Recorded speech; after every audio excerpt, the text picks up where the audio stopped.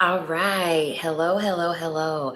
I finally found out a way to use my camera to stream. So the quality should be A1. The quality should be everything because I found out a way to use my actual camera to be able to do this live stream today. But in order for me to do that, I had to cancel my original live stream that I had.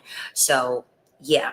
So it's probably going to take a while for people to get up on here in the first place, but I'm going to just get on with it anyway. So to all my sovereign sisters, hello. Please let me know in the chat if you guys like me streaming from my camera. Only thing is that I just have to be really mindful because the battery, it does die fairly quickly on this camera. So that's the only thing that I'm a little bit fearful of, but I love the quality. And because I have my notes on my big old laptop, you'll see me looking down a little bit too, but you can admire my eyeshadow in the meantime. So make sure you guys hop in the chat. Okay. Say hi in the chat and like and subscribe. And then if you are watching this after the live stream, go on ahead and comment and let me know what you all thought about today's video. So we are going to get right into it. We are going to be talking about roster dating. So several of you actually came over here from TikTok, and I was on TikTok live the day before yesterday. And I had a few questions about women that were asking me about roster date, if they should roster date or if they should just talk to one man at a time. And I pretty much had explained to the ladies over on TikTok that I personally believe that you should be roster dating.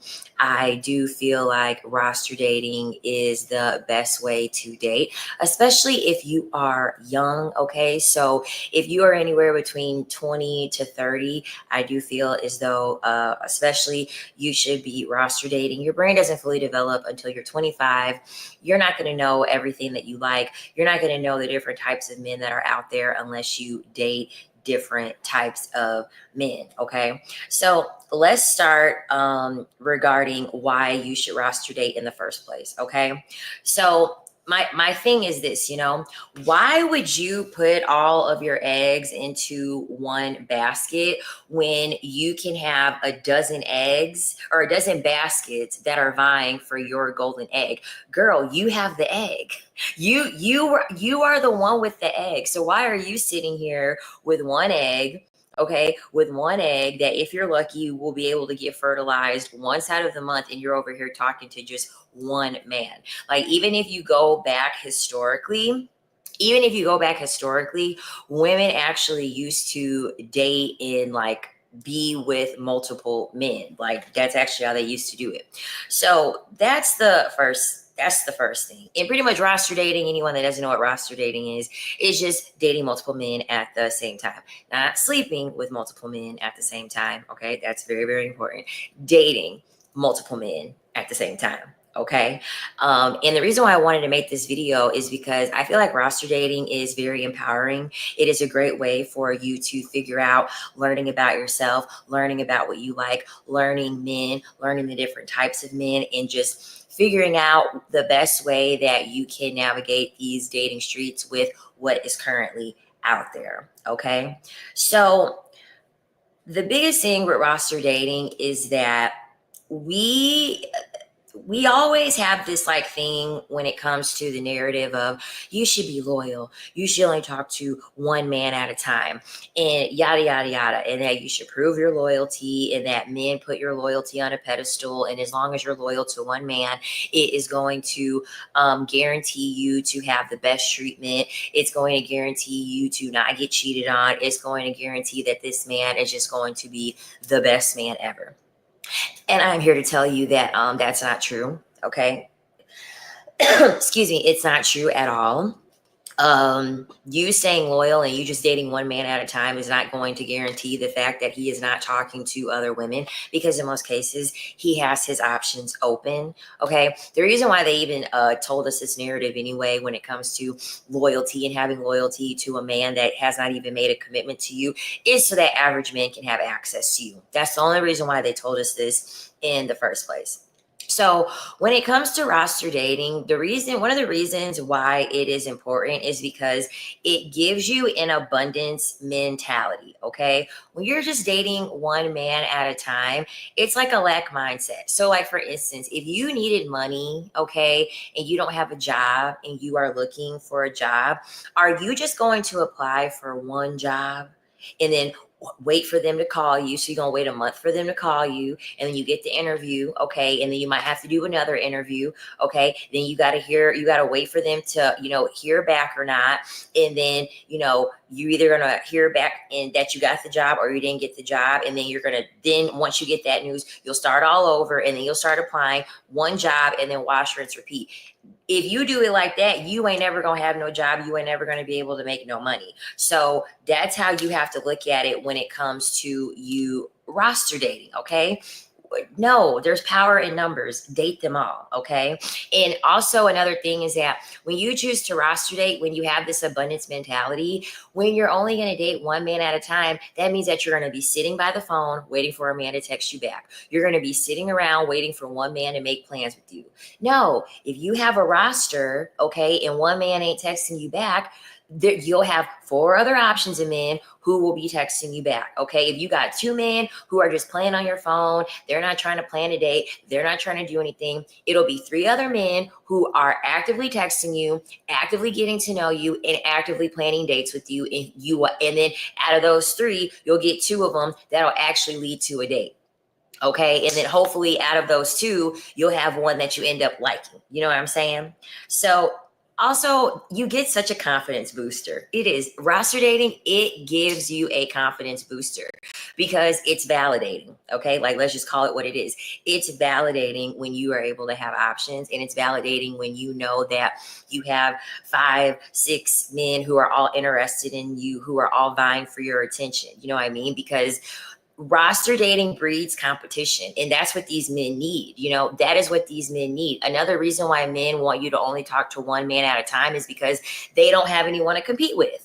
You know what I mean? So you don't even know the best type of treatment that you could get because you are just conforming yourself to just this one man. You know what I mean? You don't know if there's someone out there who can be light years ahead of this man's treatment towards you because you've closed yourself off to all the opportunities. And this is with a man who is not your boyfriend, not your husband. You guys have no commitment to one another.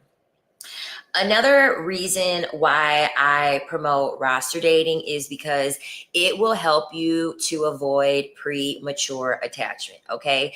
This is probably the biggest reason why I feel like women need to be roster dating, because when you are only dealing with one man, you're banking on everything to work out with this one man.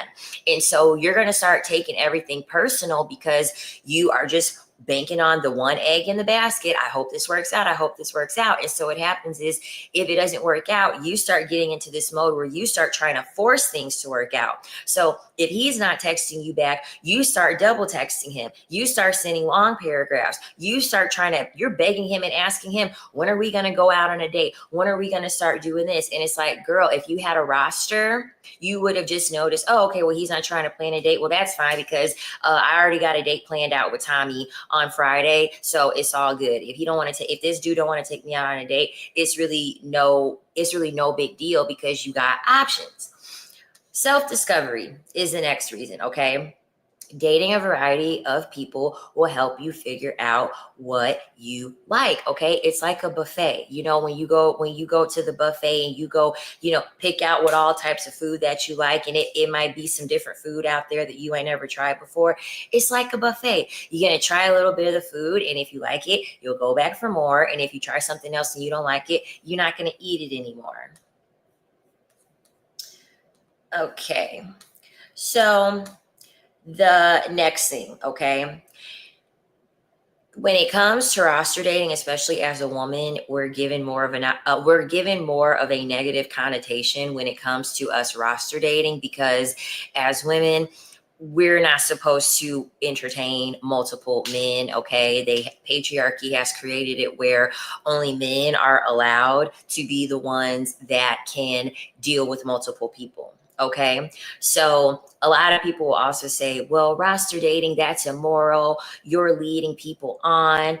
and you're not leading people on. You're not leading anyone on, because guess what? Men are doing this. You're not the only person that this man is talking to. Okay, I can guarantee you. There is another girl that is texting him. There is another woman that he is taking out. There is another woman that he is out here entertaining. And this is why if you're only just dealing with this one man, that's why you're over here waiting by the phone for him to text you back while he's out here entertaining other women.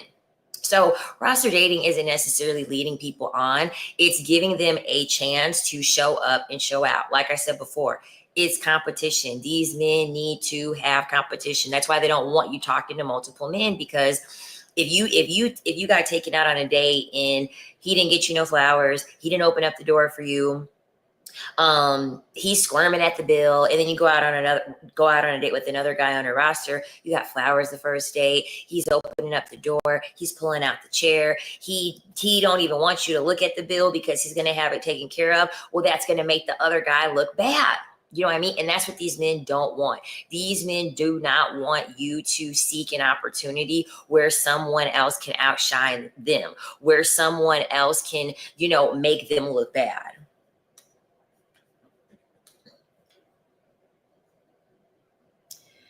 Women have to break away from needing permission to live life on their terms. Men know I have options without me saying it. Exactly. And when you're real pretty and when you got it like that, men are already going to know, like, okay, I already know she's going out and she's getting compliments. I already know it's dudes in her DMs trying to holler at her. I already know that it's competition out here. So when you really got it like that, most of these men are already going to know that this is what it is anyway.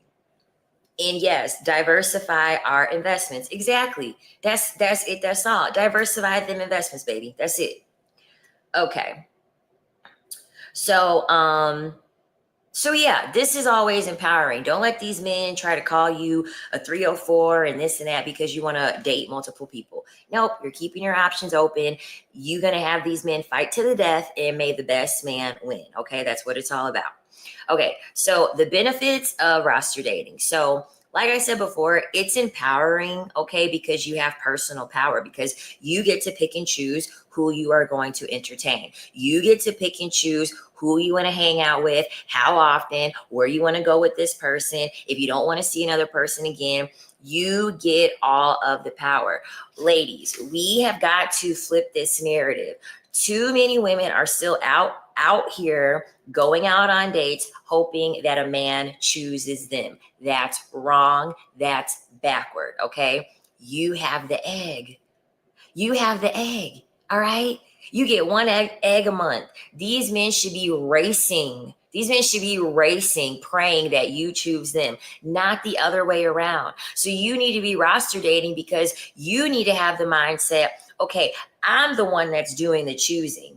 I'm not going to sit here and wait for these men to choose me and wait for them to decide if they're going to choose me. If you wait for these men to decide if they're going to choose you, you're going to be waiting forever.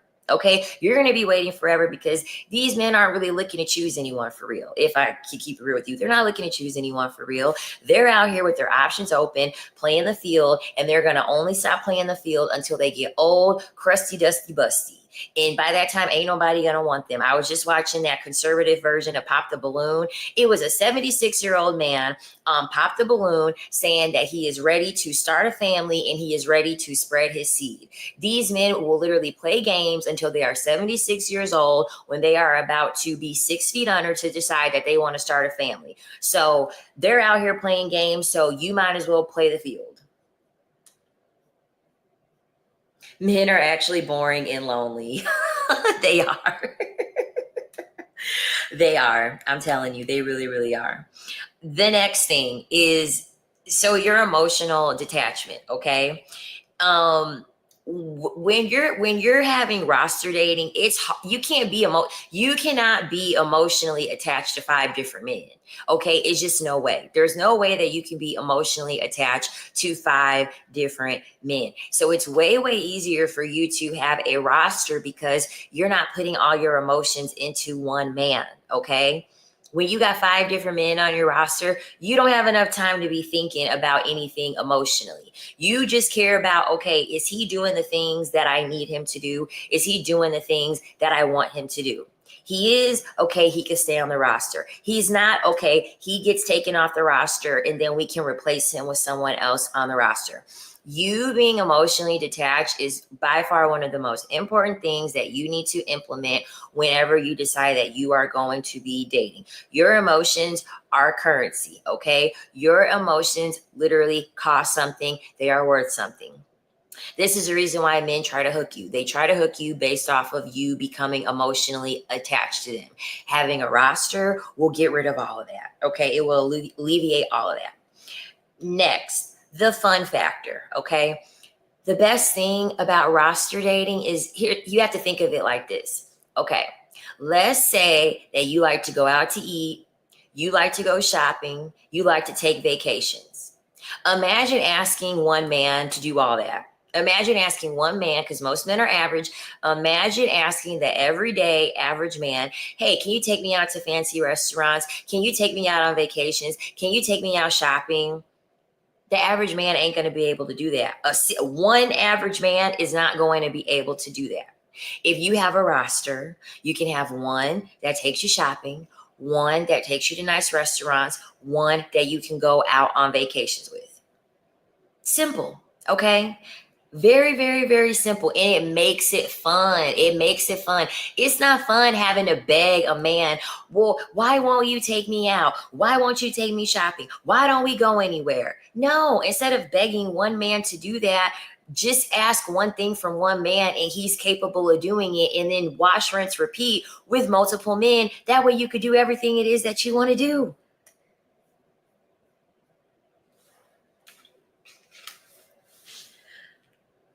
Even if they choose you, they're gonna cheat. Exactly, they're gonna cheat. Yeah, that man was 76 years old on the Pop the Balloon episode that I was watching. Yeah, 76. Um, what is roster dating? Just coming in late? Oh, never mind. You just explained. Yeah, just dating multiple people at the same time. That's what it is. All right. So now we're going to talk about how you're going to do this, okay? How you're going to roster date effectively, the right way, the easy way, okay? So you want to be honest, but you want to do it strategically, okay? You don't want to just straight out tell a man, oh yeah, I'm dating multiple people. You're not the only person that I'm talking to. No, you can't be that honest, okay? You can't. So you don't have to announce that you're dating other people unless someone directly asks. But if he directly asks, you just have to be very, very vague, okay? So instead of you saying, yes, I am dating other people, all you got to say is, I enjoy getting to know other people, and just seeing where it goes. That's it. That's all I got to say. I enjoy getting to know other people and just see where it takes me. That way it's too vague. And the thing about it is that men really don't, it's easy because men don't want to have a whole lot of follow-up questions. I feel like a lot of them aren't going to be super thirsty to have all these follow-up questions. In most cases, they're not going to say anything after that and let them think what they want. If they take that as, okay, you're dating multiple people, then cool. You know what I mean? If they don't think anything of it, okay, then cool. But as long as you keep it vague, because that's what men do, right? When you ask a man, these situationships, right? You've had this situationship for 2 months, and then you're asking this man, well, what are we? What are we? We just going with the flow. We just going with the flow. I'm just seeing where everything takes us. I'm just seeing what may happen with the future. And then guess what? They string you. That's how they string you along, because they were vague. They were vague. Their fragile egos can't handle the truth. Exactly. I'm interviewing. I like that. I'm interviewing. That's good. I do. I like that. And then also the next thing is just make sure that you don't overshare. Okay. Don't, this is obvious, but you'd be surprised how slow some of these women are. Don't overshare. So don't tell them obviously who it is that you're dating, who it is that you're seeing, who it is that you're even friends with. Don't tell them any of that. They don't need to know no specifics. They don't need to know anything. And make sure you don't give yourself away when it comes to the hobbies that you like to do. You know what I mean? Because the thing about roster dating is that I like to do roster dating over hobbies. So if it's like someone that like I want to like work out with or something like that, or like meet a trainer and like get free passes to a gym or something like that. Okay, why roster date that particular person just for us having the commonality of like working out, and then also I could like get free training sessions and stuff like that. Okay. The guy that I only want to go to dinner with, I'm not about to really tell him that I like going to the gym. I go to XYZ gym, because you don't know, he could pop up at that gym and then he gonna see you with the other guy from the roster, and then it's gonna be over. So when you decide to roster date, you got to be vague, you got to be chill, no specifics. Okay, no specifics. Also, limit the access and interaction depending on the activity that you choose. Yeah, so that's like important. This is why I say when it comes to roster dating, really, you should have your roster based off of shared interests, and you guys only hang out over these shared interests. So if you're a foodie, you need someone on the roster that's a foodie. If you like working out and exercising, you need someone on the roster who likes working out and exercising. You know, you have these little specific things. That way, you're only getting to know them over the time spent over shared interests. If you do it like you would date a normal person and date one person, you can't do it that way, because y'all can't go out to eat, then at the gym, and then to this place and that place and that place, because then you're going to overlap all the same places from the other men with your roster. You need to keep them confined to one area.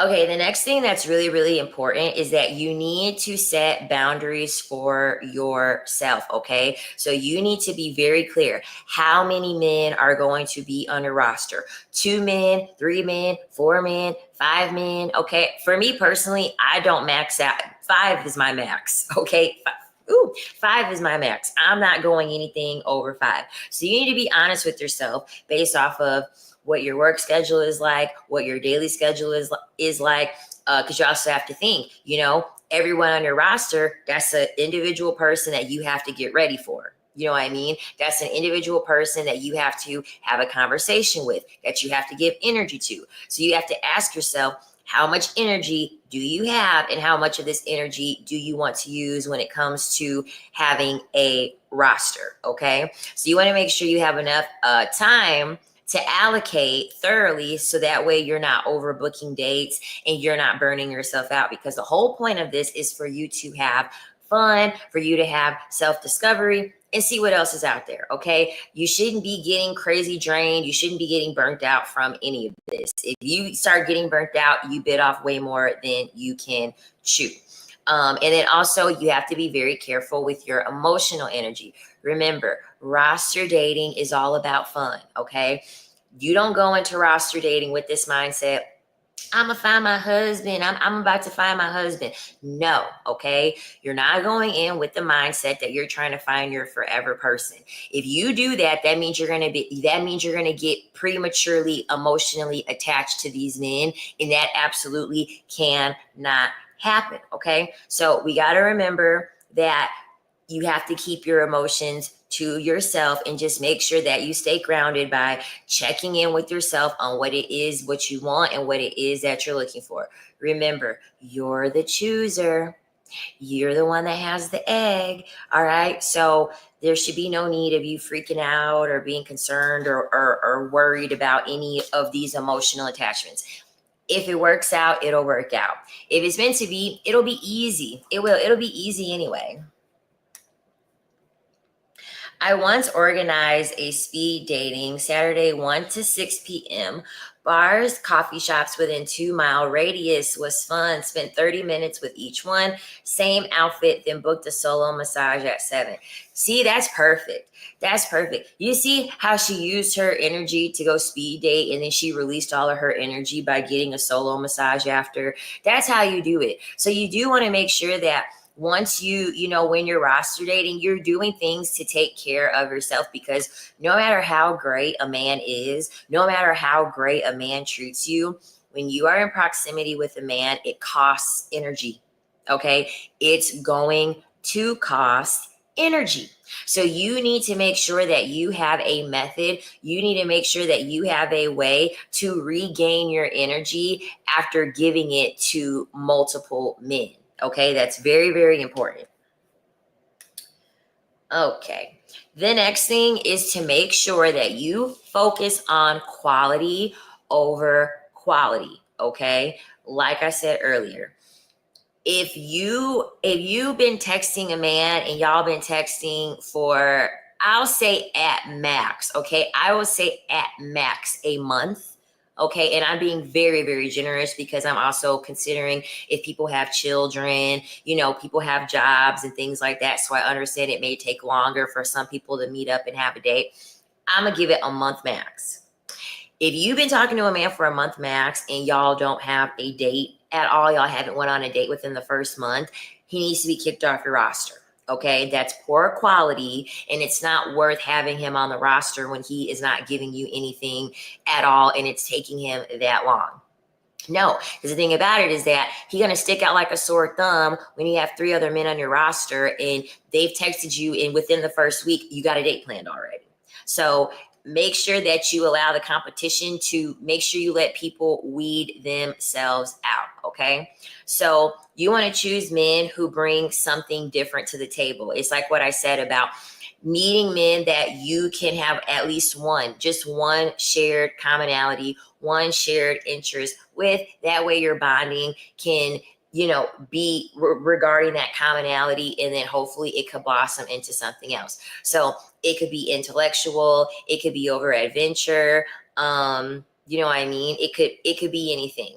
So pretty much you just want to you want to have it be a lineup. You know how like in basketball, they have a starting five, they have the point guard, they have all the different positions that they have, the top 5 players for each position. That's how you want it to be for your roster.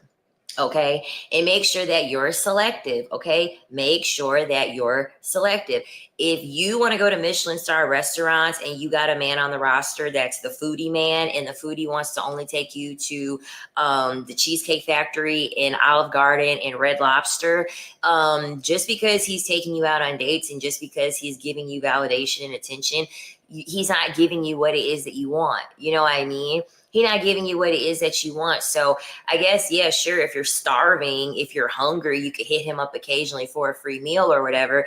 But I feel like to entertain someone like that when you're not really getting what you really want, that's a waste. You know what I mean? Because once you start accepting the Olive Garden and the Red Lobster, men don't typically walk back on what they started off with. So if he started feeding you Red Lobster and Olive Garden, girl, you can forget about the Michelin star restaurants. Don't even give them that. They're not that intelligent to figure out anything anyway. True. 2 phone calls longer than 15 minutes, no date. He is blocked. You are correct. Yeah, they should be.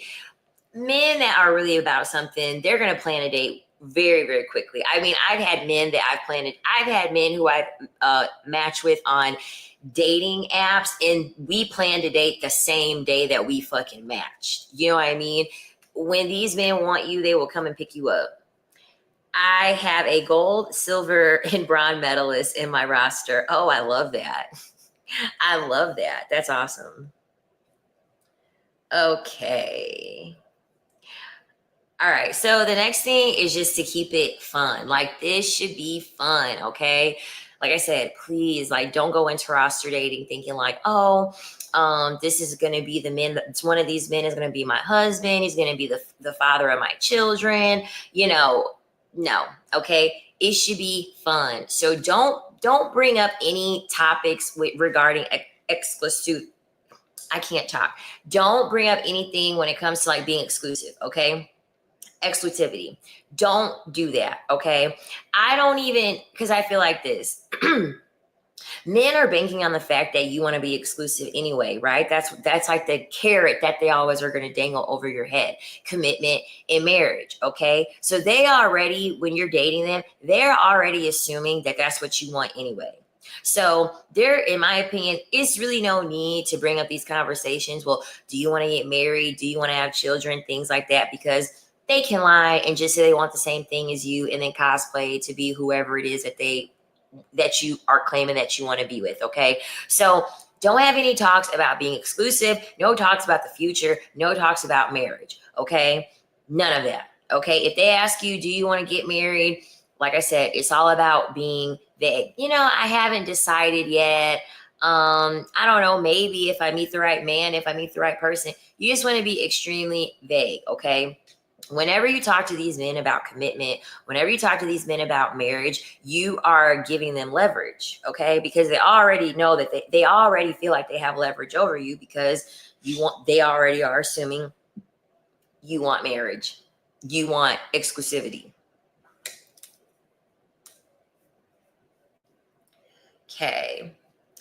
And then just make sure that you keep, like I keep telling you guys, make sure that you keep these early conversations about shared interests, fun date, playful banter. It should be fun. Okay. This should all be fun. Shouldn't be no arguments. Shouldn't be no heavy debates. Shouldn't be no heavy topics being brought up. It's all just fun. Okay.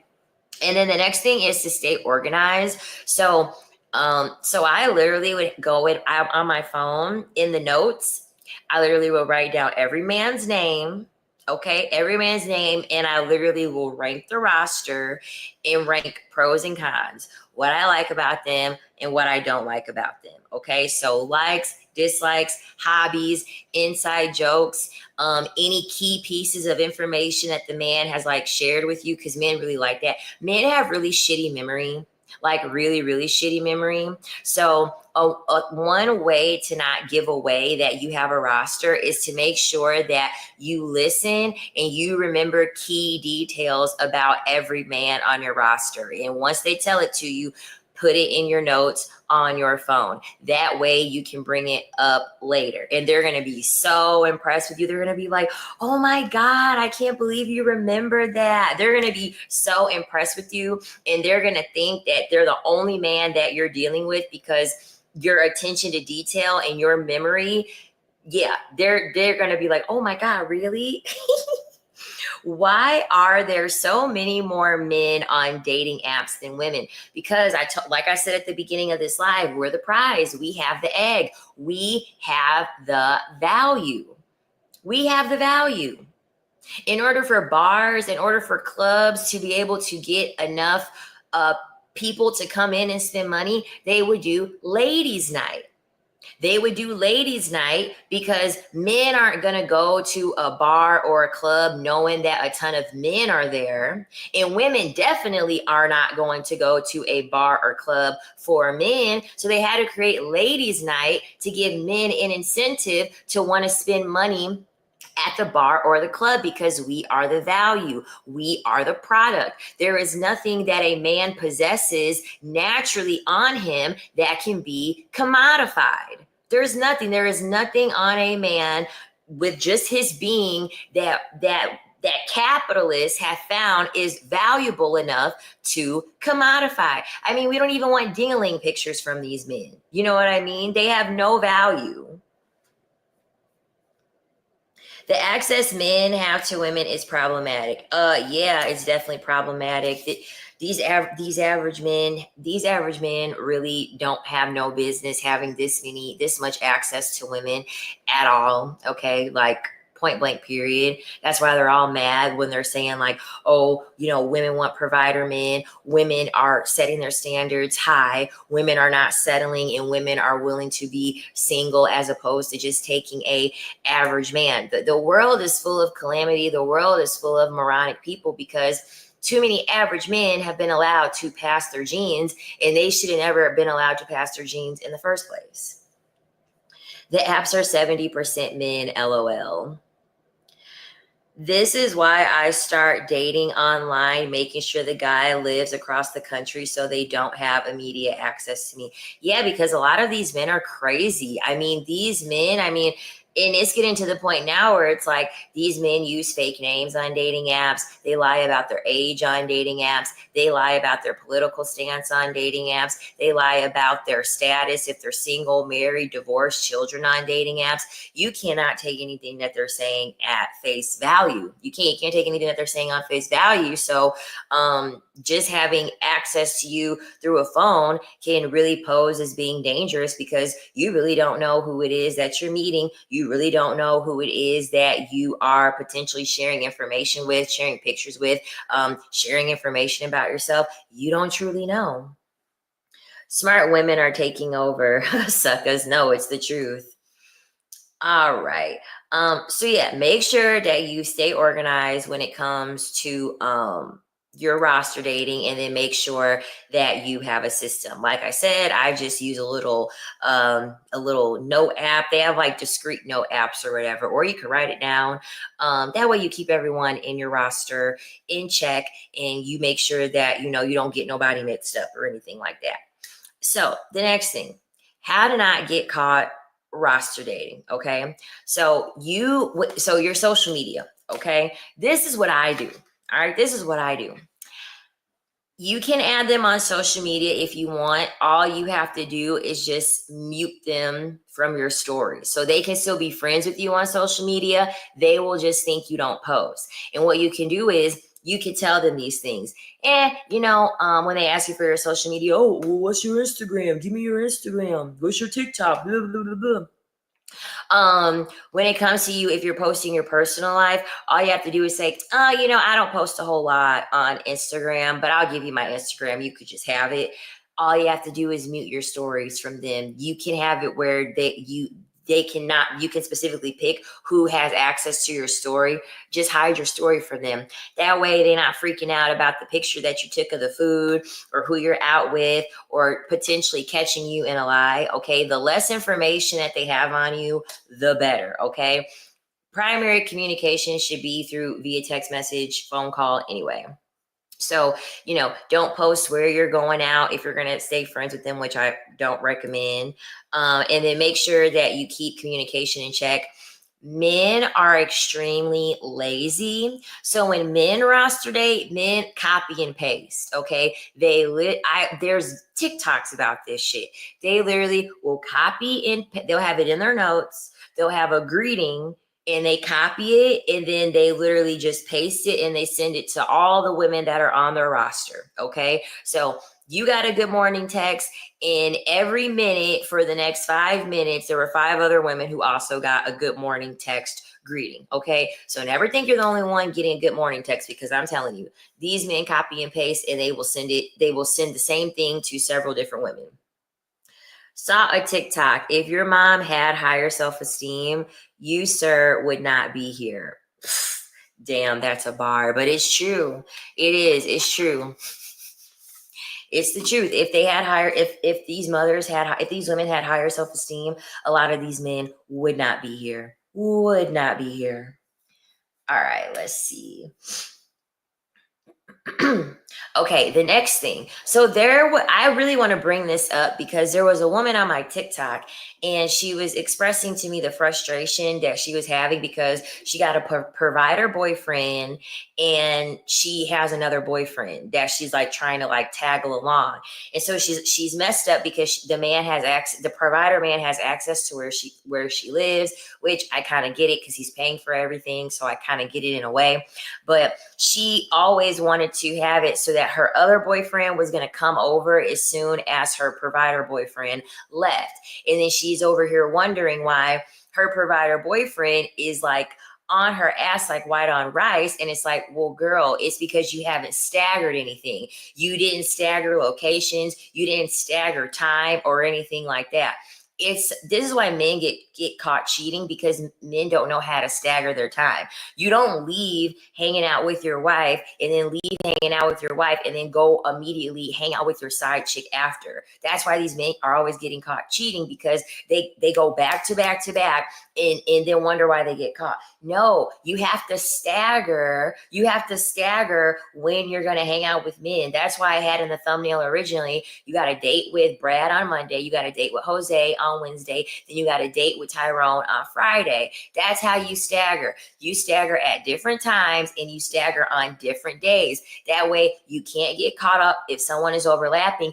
And if you get a cancellation, you have enough time in between dates to push up the date sooner with someone on your roster, or just replace a date, you know what I mean? Or replace your roster date with you hanging out with your homegirls. It's easier when you have everything staggered. Do not go back to back in the same location at around the same time.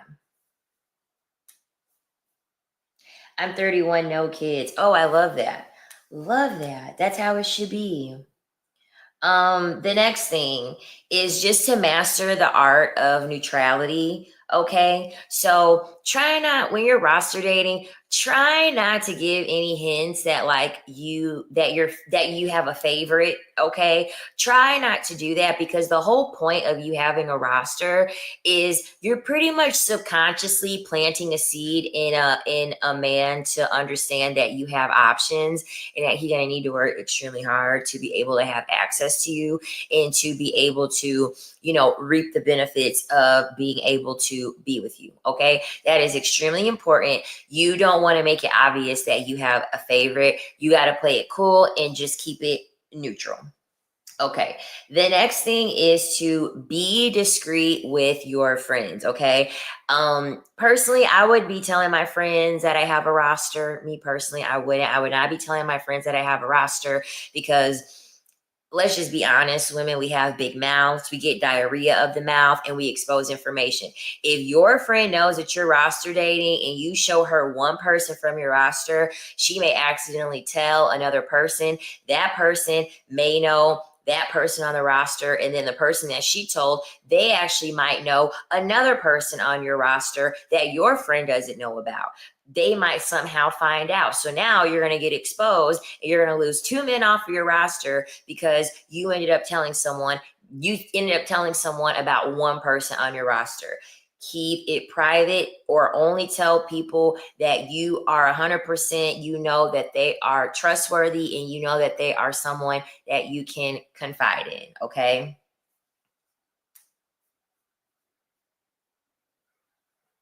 Aw, thank you, Katie. I appreciate it. She is amazing. I love her. Thank you. Also, don't assume your friends get approached as much as you do. Yeah, this is why I think it's important that you really don't tell your friends that you have a roster, because you could very well be friends with women who they're fighting to get one date.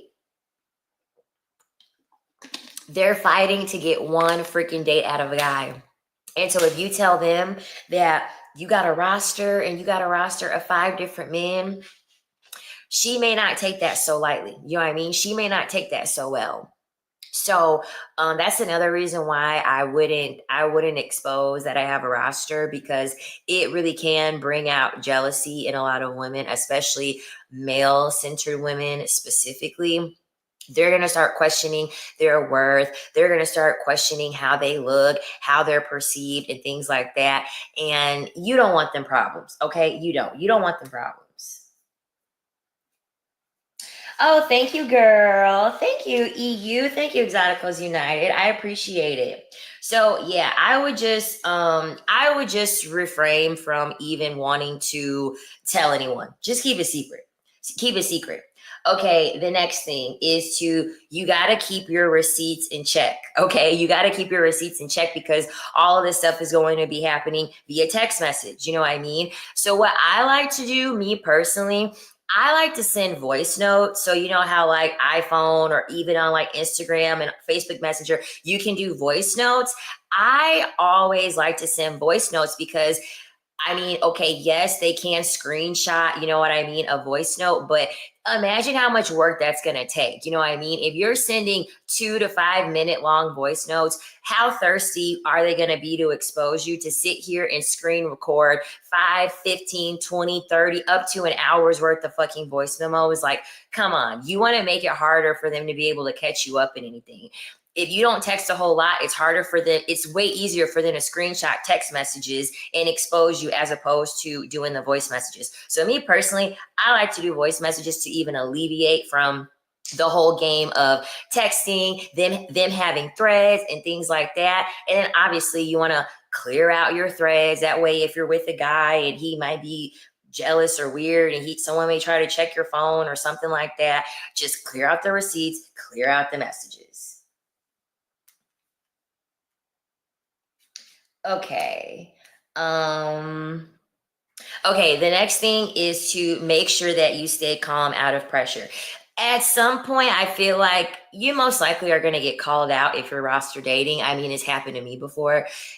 At some point in doing this, you're going to get called out. Okay. At some point, somebody is going to know. This is also why I encourage women to be strategic when it comes to roster dating. So I wouldn't be roster dating nobody in your hometown. Okay. I wouldn't be roster dating nobody from your hometown. You need to be roster dating from people in the outskirts. Okay. Me personally, I have a maximum of 30 miles. Okay. So about an hour.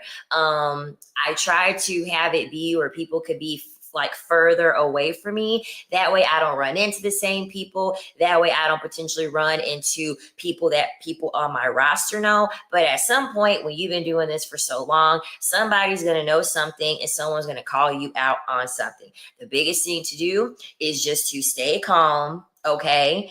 And all you have to do if they call you out on it is be like, well, that's not my boyfriend. You know what I mean? We're not committed. I'm not his girlfriend.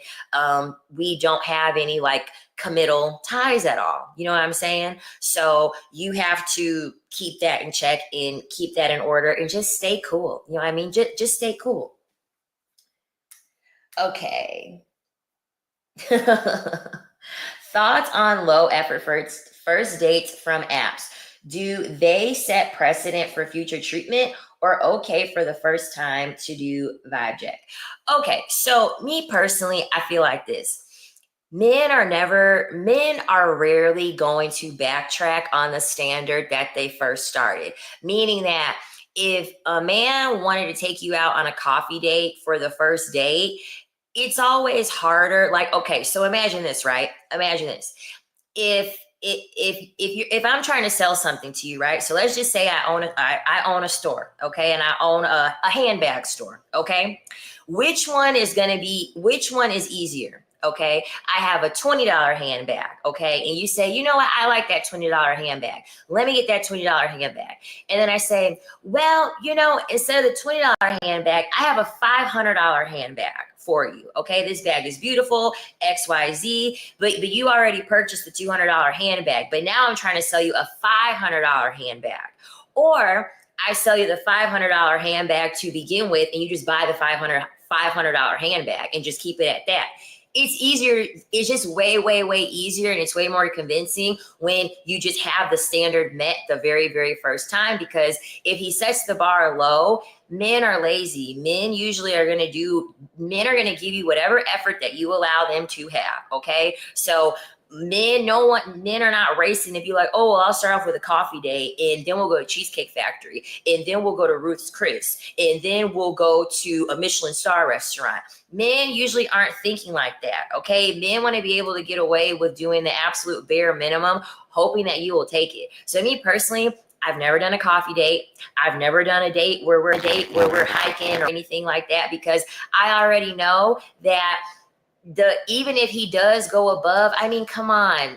I mean, what's after a coffee date? What's the next level above that? McDonald's? And then what's the level above that? Cheesecake Factory? You know what I mean? Men are very rarely going to keep ascending in the status of what experiences they're going to give you. If anything, they're going to fall. They're going to start off strong and then they're going to fall. So you need to have them coming out strong. They need to be taking you to the nicest restaurant. They need to be giving you whatever experience you've asked of them.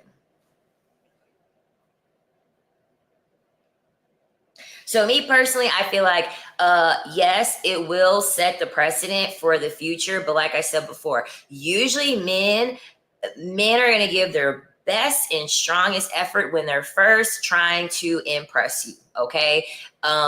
For very few men keep that same energy the whole entire time when they are with you. They do just what they need to do to impress you, get you hooked, get you impressed. And then after that, it kind of just dwindles down. Okay. So Start at the ceiling and watch it slowly dwindle down, if I'm being honest. I love the Wonder Woman fit from yesterday, and you still got the chain out. So yeah, this is like pretty much this is like my main chain, this Wonder Woman chain. I can't remember where I got it from. One of those jeweler stores, one of those common jeweler stores like Kay or Zales or something like that. I think I got it from Zales because they had a collection going on with Wonder Woman. So I think I got it from that. But I got this from the outlet in Vegas. I got this in the outlet in Vegas back in 2021. I am trying to add some more Wonder Woman stuff to my collection, but they only do these collections, like randomly or sporadic. And I want the real thing. I want real diamonds. I want real gold. So it can be hard to kind of like find, the type of jewelry. What's the perfect first date? The perfect first date is whatever you want to do for a date. In my opinion, there's no such thing as a first date because women aren't a monolith. All women don't like the same thing. All women don't like the same things. You know what I mean? I'm a girly girl. You know what I mean? I like luxury. I like shopping. There's women out there that like fucking riding motorcycles. Okay. And they'll be perfectly happy with joining a man in his motorcycle club and going to ride motorcycles. Okay. The best date is, I'm going to say it on every single live. I feel like women should be planning the date. I feel like women should be telling a man where they want to go and what they want to do because men are not creative.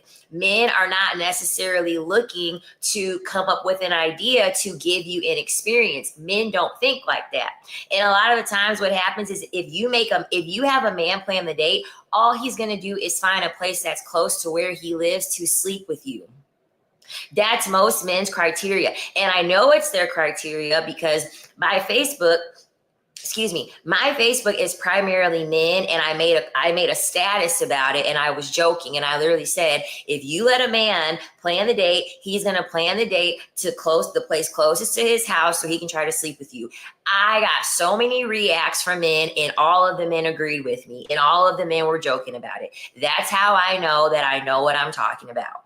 You need to know exactly where you want to go on a date and tell that man, hey, I want to go to XYZ for a date. And usually if you're high maintenance, if they can read you well enough, they'll already kind of have an idea of what it is that you want. All of my exes take me to nice, fine dining restaurants because do I look like a bitch who's going to go sit at a coffee date? No. So they already know that they can't come to me with that energy because it's going to be a no. It's going to be a hell no. Ashley, thank you. Appreciate you for the super chat, Ashley. So yeah, the perfect first date is whatever date you want to go on. This is why 50-50 benefits men. That is their upper limit. That is our minimum. Exactly. 50. I'm telling you, 50-50 is nothing but female exploitation. That's all it is. It is nothing but female exploitation because they are exploiting the fact that you are working. They are exploiting the fact that you are doing free domestic labor. And they are also exploiting the fact that you have children or they know that you want to have children with them. It is nothing but extraction of your time, of your energy, of your body. And you're pretty much at that point paying for a man. Like literally, you are literally paying to be with a man at that point if you are going 50-50 with a man. Luxury dessert, yes. I know a guy who only dates at happy hour because it's cheaper for him. Exactly. And see, that's a man that should not be dating nobody. Because guess what? Guess what that means? That means that his pool of dating has to be extremely small because that means that he can only deal with women who are going to be available from the hours of 4 to 6 o'clock. That means he only could deal with women who are available from 4 to 6 o'clock because he cares more about saving money. And these are the same men that are complaining about it's not enough women out here. Where are all these type of women? And it's like, bro, you're only dating women based off of your little minimal bank account. What are you expecting? Like, what are you expecting? Most people get off of work at 5 o'clock, and then depending on where they live, if there's traffic, things like that, come on, not every woman is going to be able to have availability from 4 to 6 or 4 to 7 in order to do happy hour. Stupid. Stupid, stupid, stupid. Keep asking questions because I covered everything. Yeah, we've been on live for 54 minutes. I covered everything regarding roster dating. So you guys can just continue to ask me any questions that you may have about dating, roster dating, types of men that I like to have on my roster, et cetera, et cetera. They use the word gold digger. No, the term gold digger was just created to make women feel bad about asking for things, to make women feel shame around demanding more and requesting more. God damn it, you should be requesting more. You should be demanding more. You know what I mean? Out of the two of you, only one of you can create a life. Only one of you can do that. So yes, you should be demanding and asking for things and expecting things and leaving when your needs are not met, when your demands are not met. No, they're the ones that are gold diggers. We shouldn't have to be asking for everything to begin with. We shouldn't, but you want to know what the thing about men, if you don't clock them on their below bare minimum effort and you don't clock them on that shit and call them out on their shit, they're going to continue to do it. And this is why it is so important as women, you don't give your time to men that are not giving you what it is that you want. This is why you have to be extremely intentional. You have to be extremely intentional about what you want out of dating. What experience are you trying to get?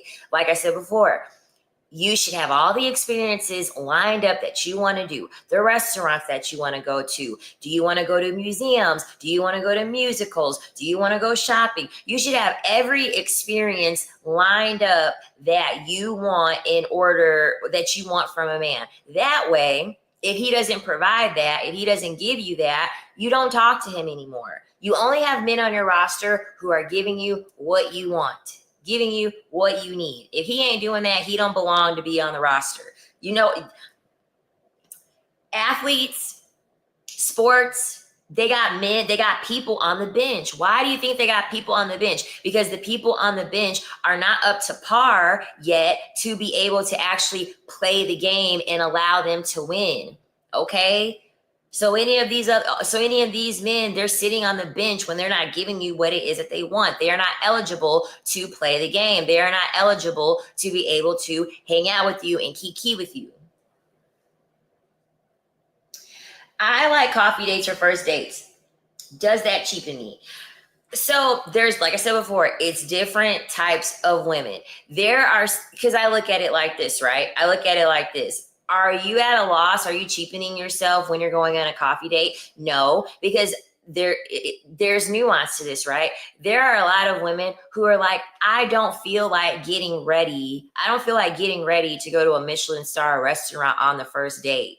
Because what if I get ready? I go drive an hour and then this date is just a piece of shit and I don't like this guy. You know what I mean? So there are some women out there who they don't even want to give off enough energy. They don't even want to not saying this in a bad way, but there are women out there who don't feel like putting any energy or effort to like get ready or do anything for a extravagant date. So it's just easier for them to be like, you know what?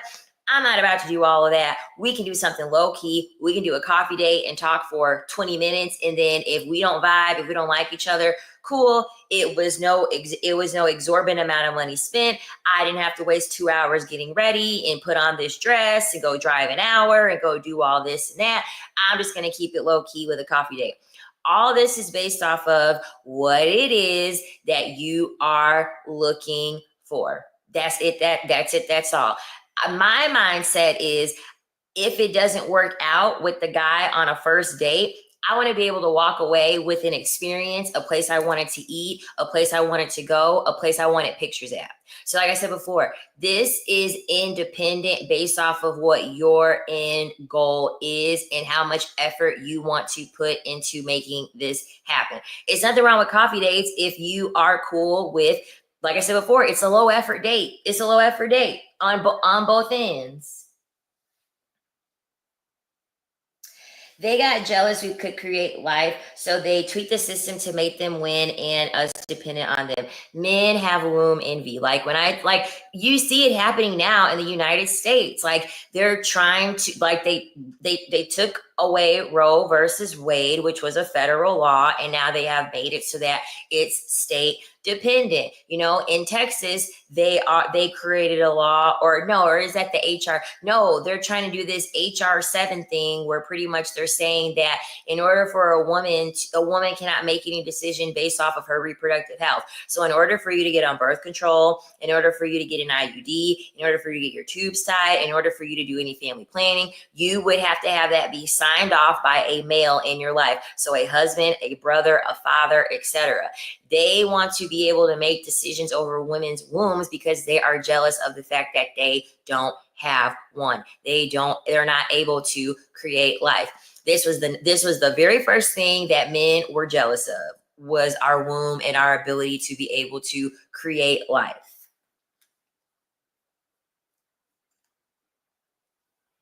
Maybe she means we should save the coffee date for like later in the relationship. Yeah, here's the thing. Well, she was asking if it cheapens her.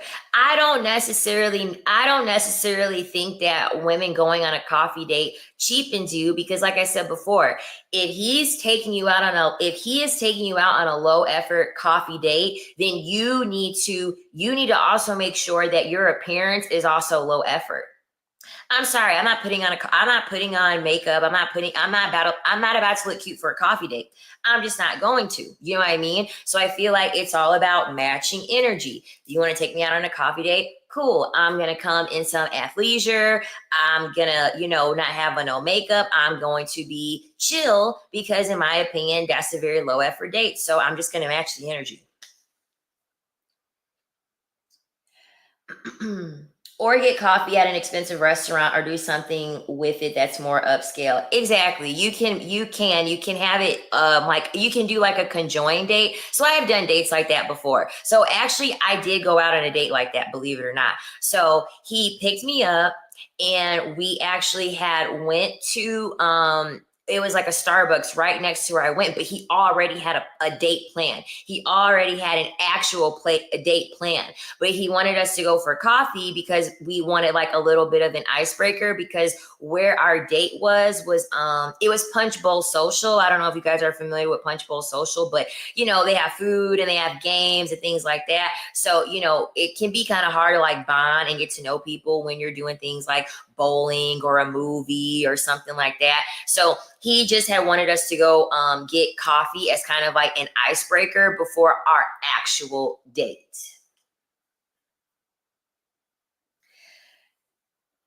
Walking dates are great because you can walk away. It's the truth. You can walk away. That's funny as hell. What are your top five, or no, what are your top six Michelin star restaurants? Okay, I don't even think I'll be able to give top six because I don't remember every single Michelin star restaurant that I have been to, because I've been to a fucking lot. Okay, I've been to a fucking lot of them. So, so HYUN, it's in Midtown Manhattan, like, like where like K Town is. They have like Japanese Wagyu. It's $165, all you can eat. And then they just added on a short rib as well. And the short rib is marinated in soy sauce, and it's like this applewood. It's like applewood smoked, and it's been marinated for like 48 hours, and it's delicious. And the Wagyu, the Japanese Wagyu, it is so freaking good. It is absolutely amazing. Um, I'm trying to think. I really enjoy Asian food. Okay, Asian food is like my favorite. That's definitely my favorite genre, I guess, or type of food is Asian food. So I think most of these are going to be like Asian or like Korean, all of those. Ichiran, so it's a ramen place. It was the first. I think it's the first ramen Michelin star. And it's like super classic. So they do it exactly like how they would do it if you were dining in Japan. So there's actually no table at Ichiran. It's like cubicles. And so you just wait in line. They give you a paper. You fill out exactly what type of like ramen you want, the spice level, the additions that you want to the ramen, and you wait in line, and then they call you in, and they sit you at your cubicle, and they just raise up the little I don't know, divider, and then they slide you your food, and then you eat, and the ramen is so good. The ramen is delicious. Yeah, I love Japanese food. Thai, yes, I love all Asian food. Poppy Wee says, I think it does. Poppy Wee says, I think it does cheapen you. Like I said before, I feel like this a low effort date gets met with low effort energy from me as a woman. Me personally, I'm not going on a coffee date just as the date. You know what I mean? As the date. But there's a lot of women out there, they only want to give a man 20 minutes of their time and to figure out if they're worth talking to give to, entertain more. And then they leave it at that. So the one thing about my channel is that like I like to leave a lot of room for nuance because women aren't a monolith. Women all don't want the same thing. I just look at it as this. I just don't foresee a man that is taking me out on a coffee date only or taking me out on a walk date only. I don't foresee that man trying harder in the future to impress me. You know what I mean? Because I feel like it's like a job interview, right? To me, for me personally, a coffee date is like going to a job interview in sweatpants. It's a job interview. It's the first impression. You want to at least make a nice first impression. And for me, that wouldn't impress me. That wouldn't impress me. Though, even if we don't talk anymore, the least I want to do is have someone take me out that really is trying to impress me. And for me, a good way to impress me is to feed me. Okay. Feed me some good food.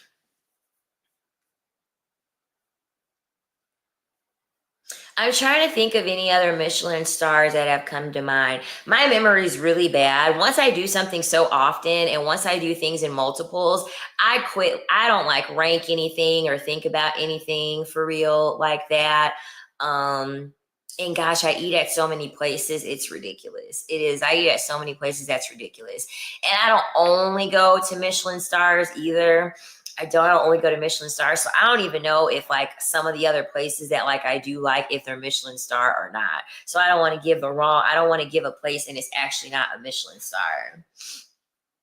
But yeah, half of the time, not even half of the time, most of the time, whatever his standard starts off with your dates, with the experiences that he's offering you, it's either going to stay where it's at if it's already low effort, or if it's high effort, it's just going to get lower. So I feel like this: aim high, in my opinion, get what you can get the shopping, get the nice dinner, get what you can get, in my opinion.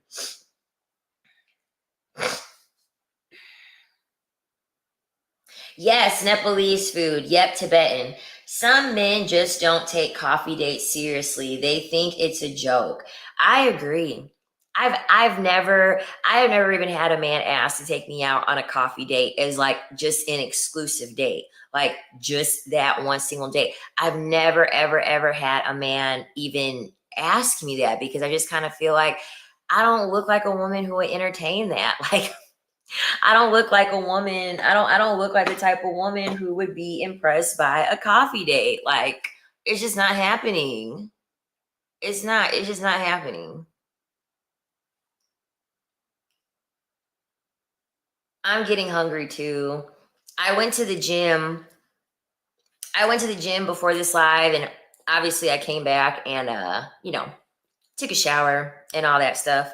But I didn't eat yet. I didn't eat.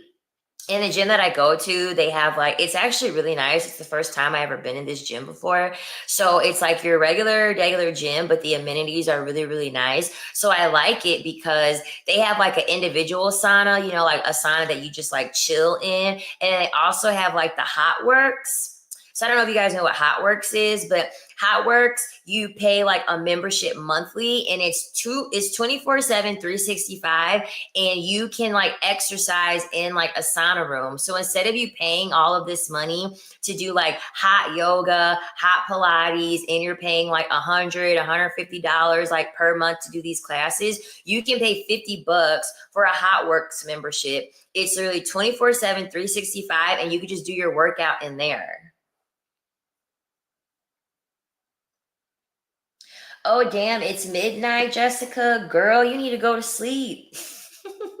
You are the best. I'm glad you're doing what you're doing, sister. Gotta go for now, but thank you. Bye, Bria. Well, yes, near the Himalayas. I think if they're trying to impress you, they wouldn't do it, but they'll offer it to another girl who would accept it. Exactly. I kind of feel like this. Men just throw shit at the wall and then they just go along with whatever sticks. Honestly, they just go along with whatever sticks. So they literally, if a man is broke and a man does not want to spend a whole lot of money, he is going to go on a dating app. He is going to swipe on 70 women, and out of those 70 women, he's going to match with 10 of those women. Out of those 10 women that he messages, only 5 of them will respond. Because he has no money, he's gonna ask all 5 of those girls if he can take them out on a date for a coffee date. And probably 2 of those women are gonna be okay with a woman, 2 of those women are gonna be okay with the coffee date. That's how this goes. That's how this goes. I need to do strength training. I've been doing too much cardio. Yes. I feel like this strength training above, in my opinion, it's always strength training above cardio, in my humble opinion. Because as you get older, you lose muscle. You do. You lose muscle as you get older. And your muscle mass is actually tied to a lot of things positively. Okay, so they do say that, oh yeah, your agility, your mobility. You also have to think too, muscle. So muscle is fat burning. Okay, so when your body composition has a high amount of muscle, you are able to burn more fat when you are sedentary. Okay, so the thing about it is that when you're doing cardio, you're just gonna be skinny fat, and you're gonna have to work a lot harder to be able to lose weight because you don't have muscle to help aid your weight loss, when you could have that muscle and that could help you burn fat when you're just sitting down not doing nothing.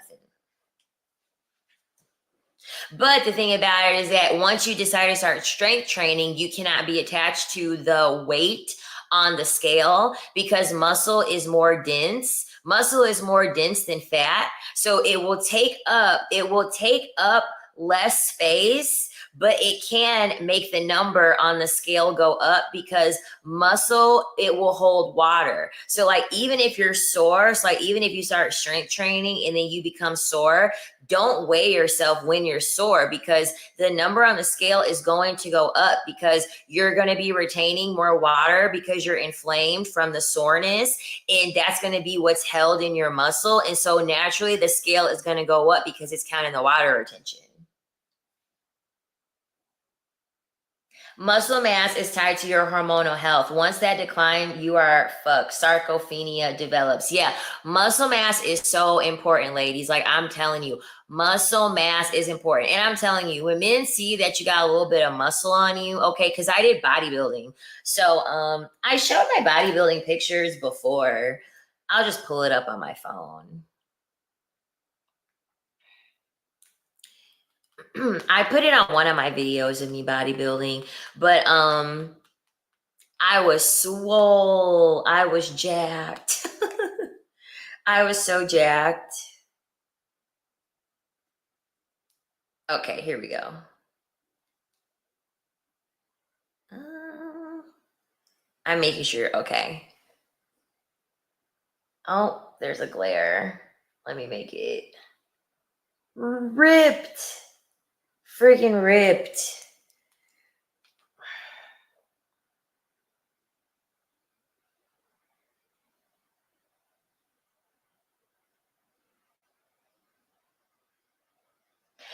So yeah, I know all about the muscle.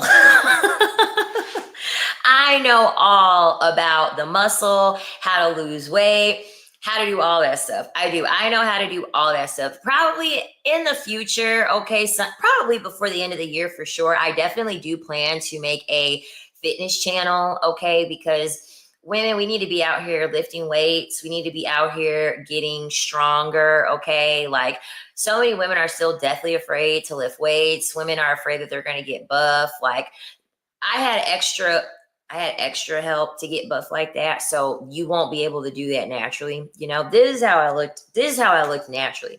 This is when I was like lifting weights, with no extra help, if you know what I mean by help. So, all right. So this was how I looked. This was how I looked natural. Mind you, I was a gymnast for about 13 years. All right, come on, focus. It won't focus. Come on, focus. There we go. So this was natural with no help. But mind you, I was a gymnast for 13 years. So I already had a decent amount of muscle mass to begin with. I already had a decent amount of muscle mass to begin with. Here's my actual show picture. But yeah.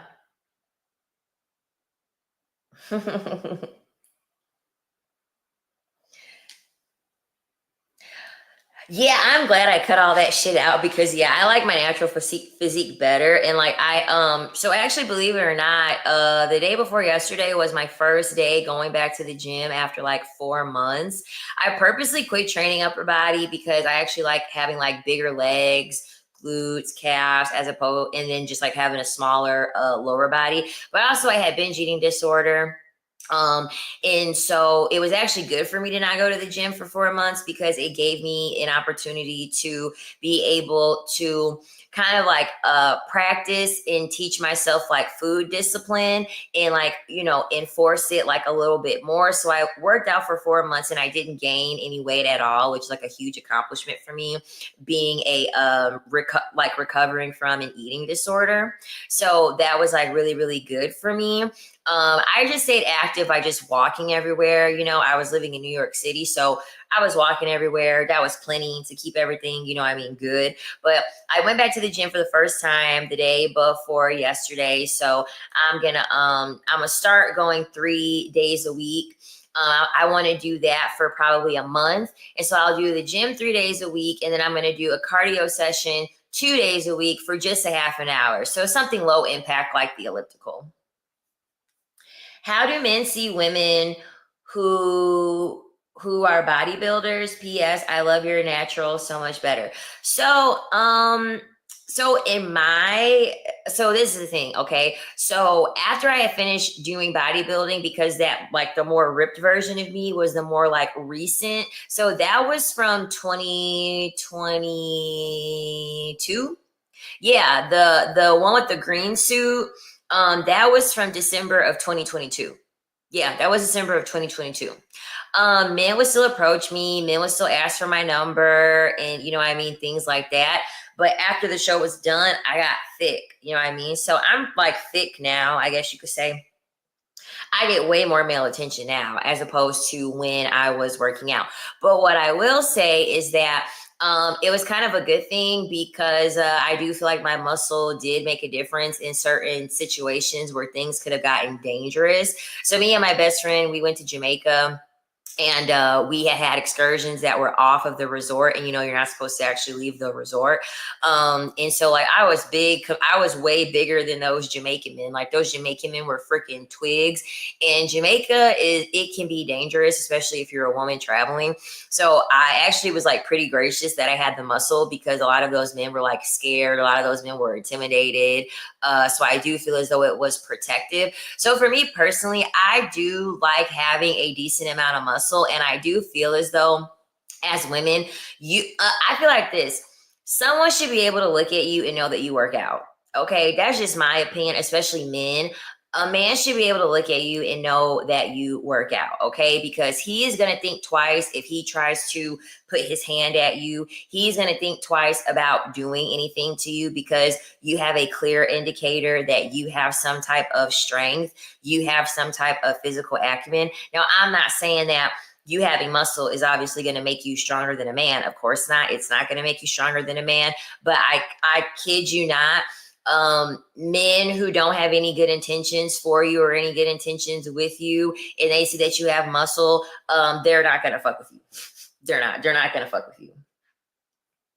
You're very limber. Yeah, I was a gymnast for 13 years. And that's another thing too, ladies. In addition to your strength training, make sure that you're stretching, make sure you're doing yoga, make sure that you are, working on your mobility. Your mobility is very, very, very important, because when you're getting older, you're gonna need to walk distances. You're gonna want to get climb up steps. You got to get in and out of your car. You got to get in and out of the bathtub, on and off the toilet. Those are all actions that require for you to have a decent amount of mobility, and that's the number one reason why the elderly, they need walkers, they need canes and things like that, because they did not keep up with their mobility. So your mobility and your strength is very, very important.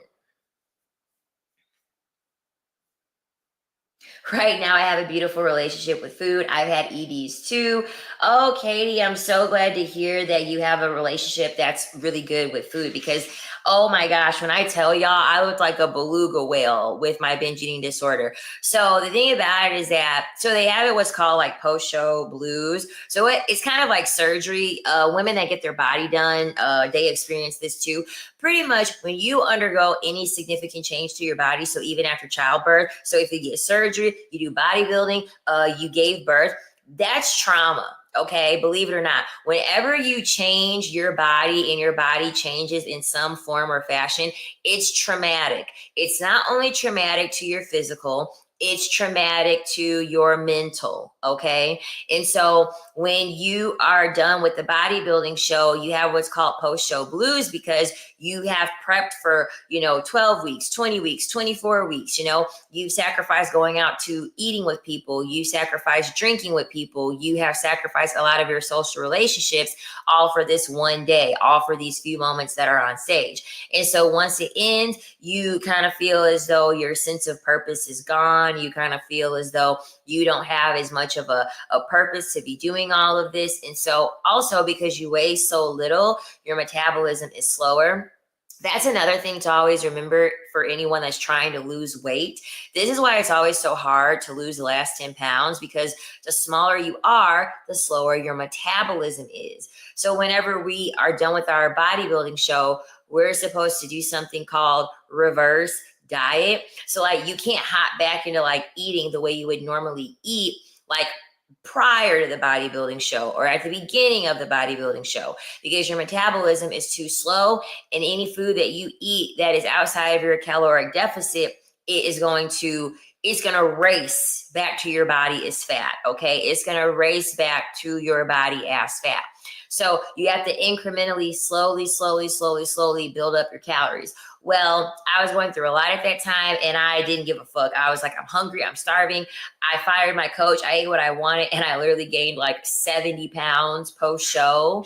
So I think I went on stage at like 117 and like, that was in December. This is how fast you gain the weight. Listen to this. This is how fast you fucking gain the weight.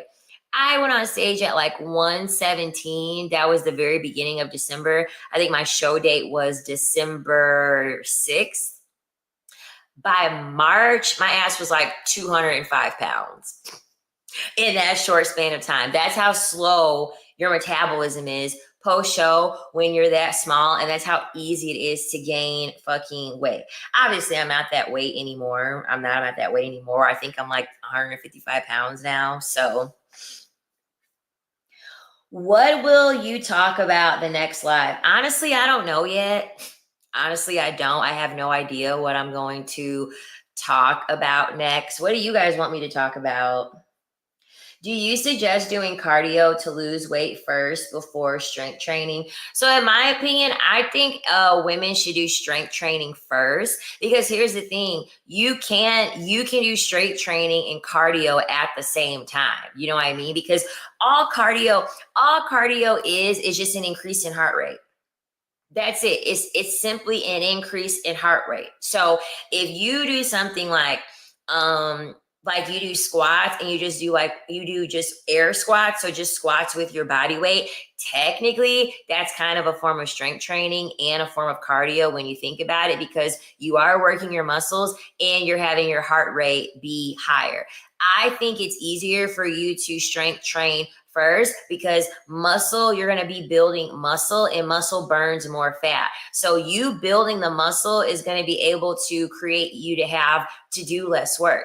And the thing about it too is that when you decide to strength train, you're literally, I always use this analogy. Okay. So like, you know, you have a candle. Cardio is like having a candle and then taking a lighter and just putting the lighter like beside the candle, and just having all the wax just kind of fall down, you know what I mean? Like along the sides. And you're making the candle skinnier essentially when you're putting the lighter all the way around the candle wick. When you're strength training, it's like having a candle, like one of those tall candlesticks.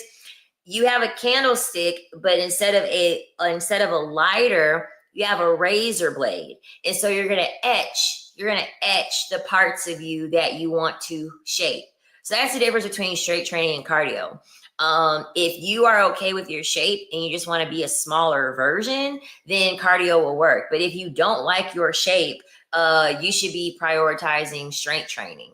And then don't forget, like, you can still do cardio with strength training. So if you want to do both, you need to do your strength training first and then do your cardio after. Don't do cardio, then strength training, because you're going to need your energy reserves in order to get through your strength training first, as opposed to your cardio. You'll have enough energy for cardio because your cardio don't got to be nothing crazy. Cardio is you walking on the treadmill at an incline. How old were you? In that picture. So the picture when I was natural, that was when I was 28. That was when I was 28. And then the picture when I was wearing the green, when I was more buff, that was when I was 29. I'm so glad my mom works out. She's in her 60s. Yeah, my mom works out to this day. She still works out. Well, hold on. I'm trying to go back. Okay. Women really are pregnant for 2 years. They have to heal after birth. Yeah. Pregnancy is traumatic to the body. And I wish women would come forward more often and express what things have happened to them after giving birth. I feel like one of the biggest things that women gatekeep and continue to gatekeep is what is happening to them after having a child. So postpartum depression, your body changing. Because I remember I forgot what I was watching. It was most likely TikTok, but it was Brooke Shields. So Brooke Shields was pretty much coming forward. This isn't it's baby related, but it's not relating to her having a baby. She had said that she got an operation done and the doctor did extra shit to her that she didn't ask for during the surgery. And so it had a lot of discourse with women who have given birth, because they were saying that, like, this is disgusting, but they had to have stitches. The women had to have stitches after giving birth. And the doctors were telling the husbands or the male significant others, the doctors were like, oh, I threw an extra stitch in there for you. Or like cutting off the women's labias and like doing these males doing this stuff to these women that have given birth. So that way their labias look better for their husbands. That way their vaginas are tighter for their husbands. And the women don't want any of this. And then it's painful.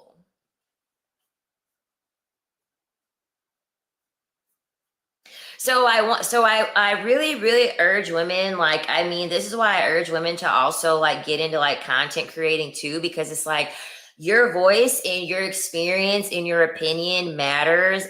You have to relieve yourself of shame and guilt and fear and things like that. But I feel like these are things that we should be talking about, because as women, our vanity is something that is important. Like, it is something that really, really is important. And it is something that is rewarded. You know what I mean? It's something that's rewarded, our vanity.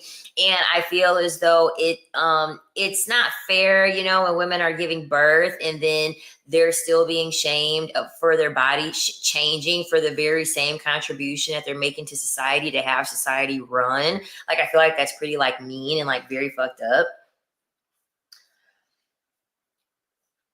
Tell me about it. I just had a baby 8 months ago. Well, congratulations to your baby, but congratulations to you becoming a mother, like having a baby. But I can only imagine how hard that can be, the transition that you go into. Okay, so the way that I lost the weight, how I went from I think my highest was 210 pounds. Like I said, I'm at about 155 right now. So what I started doing was, I was so big, like it hurt to walk. Okay, my back was hurting. Okay, it hurt to fucking walk. So walking was all I could do to start off with, because I was just too goddamn big. I'm only 5'1". So 210 pounds on a 5'1" frame, that's a lot of fucking weight. So all I could do was walk. So I just started off real modest. I cleaned up my eating. Okay. So I didn't really go out to eat. I didn't really drink. I prepped all of my meals. So I kept my meals high protein. And then I had like moderate fat and then moderate carbohydrate. So what I would do is I would eat clean, and then I had an hour lunch break. And so I would go outside, and I would eat for 15 minutes. And then for the additional 45 minutes, I would go and I would walk. Okay. So I just did that until I lost enough weight where I was comfortable. Okay. Once I got to the point where I was comfortable, I was strength training. I started off at 3 days. I think I started off at, try to remember. I think I started at 2 days a week strength training. Then I bumped it up to 3 days a week as strength training. And then I would do 2 days of cardio. And so then I turned 2 days of cardio into 3 days of cardio. So I think for the most part, I had strength training 4 days a week, and then I was doing cardio 3 days a week. And I just kept eating clean. And then eventually I was going out, I was drinking, but I was just making sure that I was doing everything in moderation. So if I went out to eat, I would only eat half of my food. I would box it up, take it home, and then I would save it for the next day. And then just make sure that I watch my water intake. But that's how I have lost weight. You guys want a video on self-maintenance? What do you guys want the next video to be about? Oh my God, Brooke had postpartum. The doctors do some weird stuff sometimes. It's scary. I got an apron belly after my children. I hate it so much. Oh, I'm sorry. Yeah, Katie, that's what they were calling it, the daddy stitch. The daddy stitch. Yeah, they like add in an additional stitch. That way you're like tighter and stuff. I want to create content, but I need to get in shape first. Girl, I'm telling you, you don't have to be in shape. If you want to go on a fitness journey, just start it now. Just start it now. Just start creating the content now of you like losing weight or whatever it is that like you're trying to do. When I tell you people don't care, like honestly, when I tell you people don't care, they really, really, really don't care.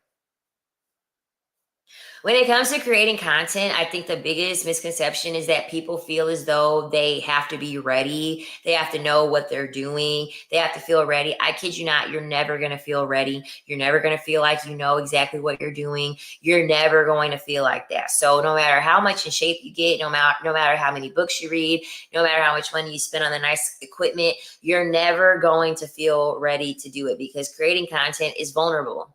And no one is ever prepared to be vulnerable. So this is why I say just start. Because I kid you not, and I promise you, the only person that's caring about it as much as you are is you. Okay? Come on, like, I feel like this. Whenever you're self-conscious about creating content, think of Ash Trevino. Y'all know who Ash Trevino is. I'm not trying to be crazy or be mean or anything like that, but Ash Trevino, like, come on, she dates jailbirds, she deals with jailbirds, and like she is not really aesthetically pleasing. And she's making money off of creating content. You know what I mean? It's just all about your likeness as a person. And the thing about it is that social media, people want authenticity, okay? People want to see real stuff. We're not in an age anymore where people care about luxury and perfection and and having this aesthetic and things like that. People don't really care about that. You know what I mean? Anymore. People don't care about it anymore. Yeah, it's called the daddy stitch. I've heard about it all the time. It's very common. Oh yeah, prolapse. Ugh. The field I work in, I don't see it as often, but at one of the places I worked at, they had like a surgeon who worked specifically with OB-GYN, and he did like surgery for prolapses. So he would always send his patients over to us to assess and look at prolapse. And I'm like, oh my God, I couldn't imagine my own vagina falling out, like my own uterus falling out, and then having to put it back in. That's the first time hearing that, shaking my head. LOLC, gatekeeping. Oh yeah, revenge fantasy. Someone did say that they wanted videos talking about revenge fantasies. Women with bad births get prolapse when their crucial hormones decline. And yeah, Chelsea, yeah, walk on your lunch break. Walking is the best option, also swimming. Yep. You become incontingent without estriadol. E2 equals estrogen. Yeah, we have a hormonal queen over here that knows her hormones. They put her on SSRIs. Do not take antidepressants. Just walk and carry stuff. You'll get in shape. Yep. Chew your food slowly. Authenticity is key. My grandfather delivered babies. Oh, that's cool. Yeah, that's crazy. Incontinent. Sorry, I'm obsessed. Even I had to like work on like my incontinence, because when I was a gymnast, from you constantly anything that you do that's high impact, so tumbling, running, gymnastics, anything where you have to land and you have to strike the ground, you are essentially weakening the muscles in your pelvis. You're weakening your pelvis muscles. So I remember like with my ex-boyfriend, we would, because I could tumble and he could tumble. And so we used to go to like trampoline parks, and oh my God, I would always drizzle pee a little bit whenever I would land. And so I had to like strengthen my pelvic muscles and like do Kegels and strengthen my pelvic floor and things like that. That's another thing that is not talked about. And there is no advocacy for women and teaching women how to strengthen their pelvic floor after giving birth. Like, even with me being a gymnast, I literally had to look this shit up on my own to figure out, okay, how am I going to stop tinkling whenever I hit a heavy landing?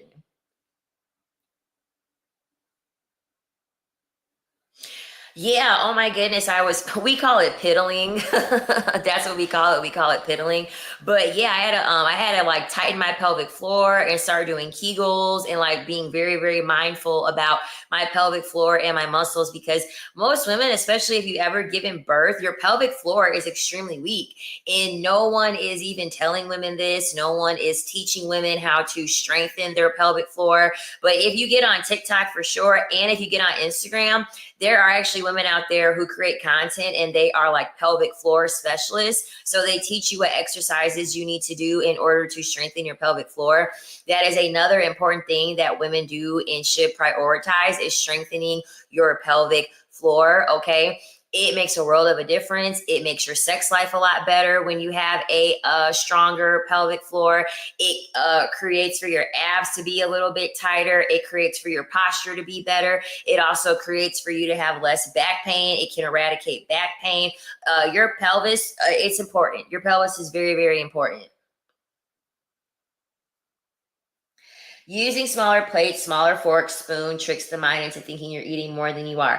That, and then also, so when I was in bodybuilding prep, what I would do is so before I would eat a meal, before I could even have the fork, before I could even pick up the fork, I would drink 16 ounces of water before every meal. That is going to fill you up. It's going to fill you up so much drinking 16 ounces of water before every meal. You're going to be peeing a ton. You are going to be peeing a ton. So make sure you have a bathroom nearby and you're able to take breaks to go pee. But I would drink 16 ounces of water before every meal that I would have. And that helped me a lot. That helped me a whole lot. I'm watching college gymnastics right now. Oh, that's awesome. Oh my God, I forgot about doing Kegels. I used to do that all the time. They put women on meds they don't need, do operations they don't need. Smoking too much weed caused me it, but I just have to deal with it.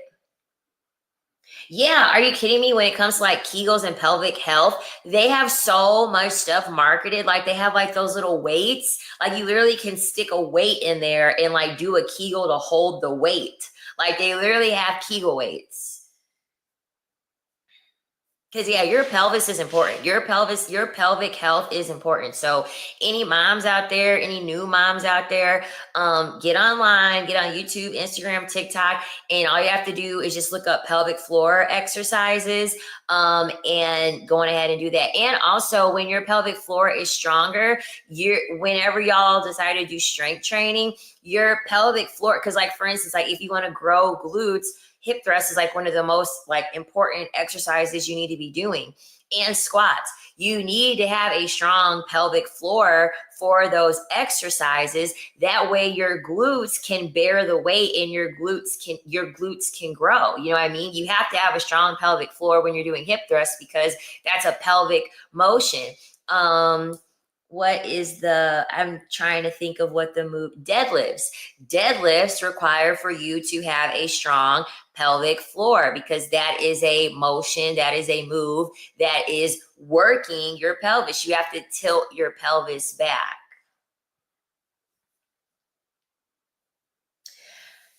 Don't do weed. Women don't need substances. Kegel weights and yoni stones are my fave. If I remember right, hip thrust decrease fertility. I haven't looked it up. I have not looked it up if they decrease fertility. I don't want any children. Okay. So I don't really care about hip thrusts decreasing my fertility. I don't know. I don't know if they do or not. I want to stop smoking at some point. Let me look it up because I'm real curious. Because it was like I haven't like seen like a OB-GYN or something like that actually like say it and like actually say, oh, hip thrust decrease your fertility. I just would see it on like memes and stuff. You know what I mean? So let me see. Do hip thrust. It came right up. Do hip thrust lower chance of pregnancy?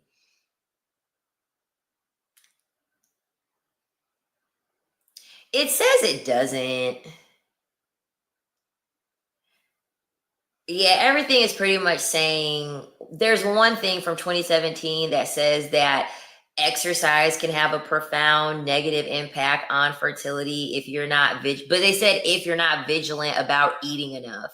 So they're not just giving a blanket statement saying that like, oh, exercise is going to lower your chances of fertility.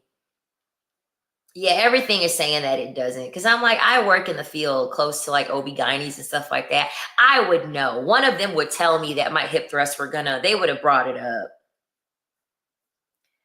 Your fertility is mainly from your hormones and egg quality, your fallopian tubes. Yeah. Yeah, and that's important too. Women, you guys need to make sure you get your hormones checked too. That's important.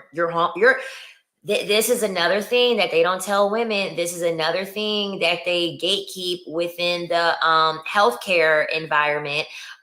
Your hormones. Everyone thinks that your hormones only count when you're perimenopausal and postmenopausal. No. As a matter of fact, I would go on to say that it's even more important for you to know your hormones when you are in your child bearing ages, because the thing about it is this: your hormones also affect what your mental and what your emotional state is. Okay. Your hormones is what can cause anxiety. It can cause depression. All of those things are based off of what your hormones are. But because we live in a world where pharmaceutical is king, no one is going to tell you, oh, you need to get a hormone panel. Oh, you need to get your hormones checked. They're just going to give you Lexapro and call it a day for you to get through whatever it is that you need to get through. I urge all women to ask their primary care physician or their PCP to get a hormone panel done for progesterone, testosterone, estrogen, estriadol. You need to get a full, complete hormonal panel to see what's going on, because a lot of women, y'all are out here depressed, anxious, all of those things, and you think it's something wrong with you. You think that you need to do all of these crazy things. A lot of the time it's your freaking hormones and it's what you're eating, because you also have your gut microbiome. So your gut microbiome also facilitates your mind, what you're eating, your what's in your gut also facilitates what your brain chemistry is. So all those things tie together. That's why they're pumping these food. They're pumping up the food full of hormones. You're eating those hormones, and that's affecting you, and that's affecting your hormones and your mental and things like that.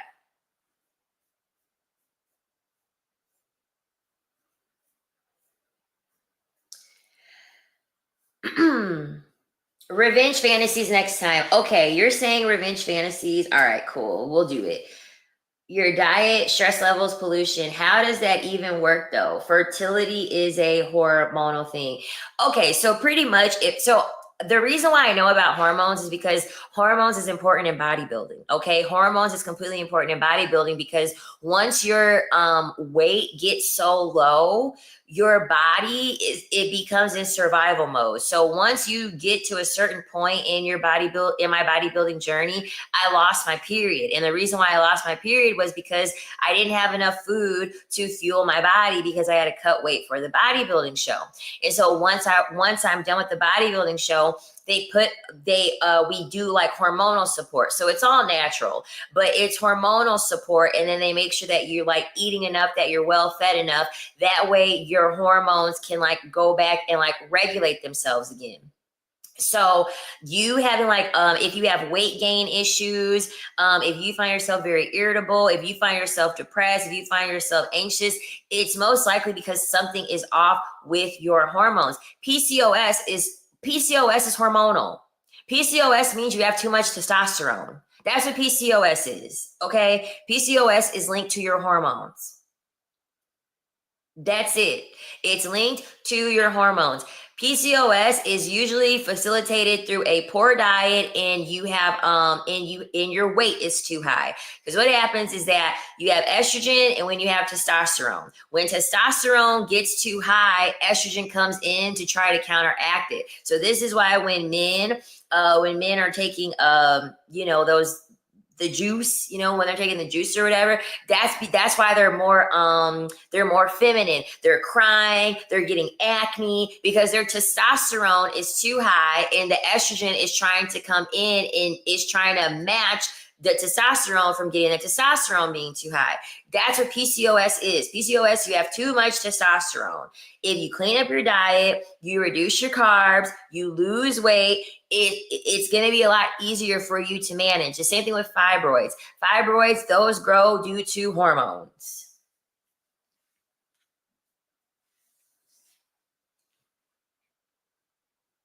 I lost my period at points in my life, and it scared me to death. They have hormone doctors. Yeah, and when you do sports like gymnastics, like how we did, you typically going to be so active that you're going to start a period late. So like I started my period at 16, but I only started it once. I didn't have a regular period until I was 18. So when you're real active, and you're active very, very young, that's going to delay your period.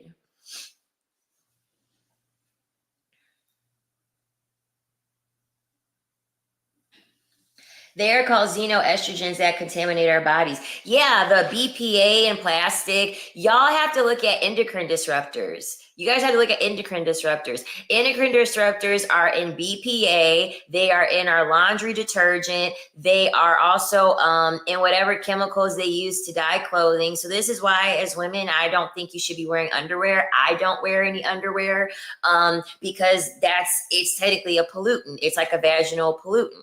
And so endocrine disruptors, what happens is that when the mother is carrying, if the mother is ingesting any type of BPA or using any BPA, it's going to go in utero to the child. Okay. This is also why, This is also why they're saying that, like, we have more feminine men, we have the feminization of men, because when they did these studies, they pretty much show that when women are pregnant and they're exposed to a high level of these BPAs and things like that, what happens is it goes to the child, and if the woman is carrying a son, they have something called the gonadal anal, the GAD, the gonadal anal distance.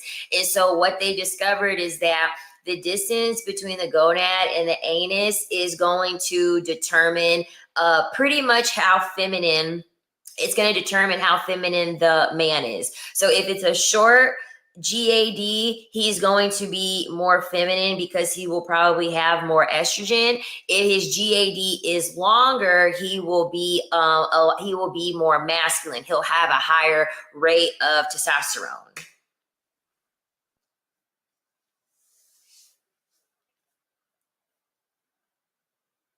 Yep, exactly. Cosmetics. Yep, cosmetics is something too. I did dance and gymnastics until I was 12, 13, then went into volleyball and got my period at 16. And yeah, and comparatively, like a period at 16, that's late. Yes, and the pillar endocrine disruptors. I don't take any birth control. If you're not a woman that's suffering from like endometriosis or anything like very, very severe to the point where you have to be on birth control to manage your pain, you need to quit taking that shit. You do. You need to quit taking that shit. Your eyes decline when you don't have enough estriadol and estrogen. I didn't know that. What are some other things we should get checked for blood work? Really, the biggest thing is just a hormone panel. That's like the biggest thing. That's like the most important thing. It's your hormone panel. So your progesterone, your testosterone, your estrogen, and your estriadol. Those are the most important things that you should be getting tested for. Everything else, I mean, you have like your complete blood count.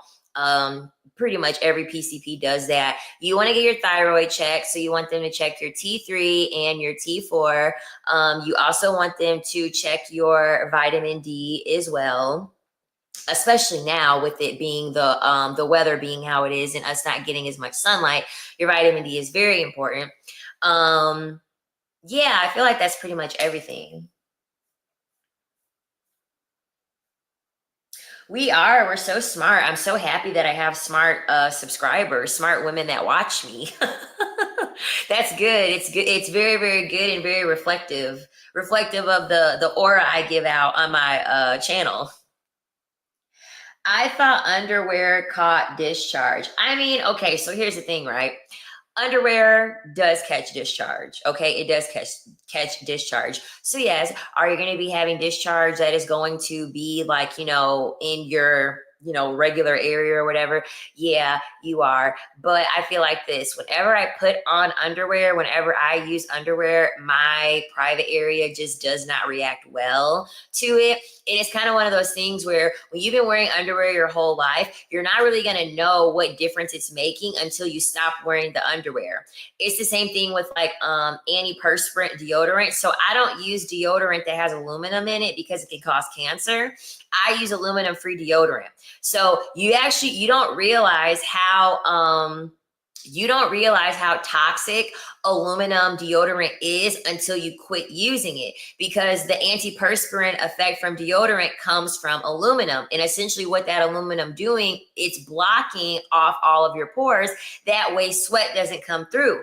Well, what's happening is that's where your lymph nodes are too. You have lymph nodes in your armpit. So you're also not able to openly detoxify your armpits and your lymph nodes. It's just aluminum all in them now. So what'll happen is that if any of you decide to switch from aluminum antiperspirant and you switch from that to a non-aluminum antiperspirant, you're going to be stinking. And the reason why you're going to be stinking is because your body is trying to remove all of these toxins from the aluminum.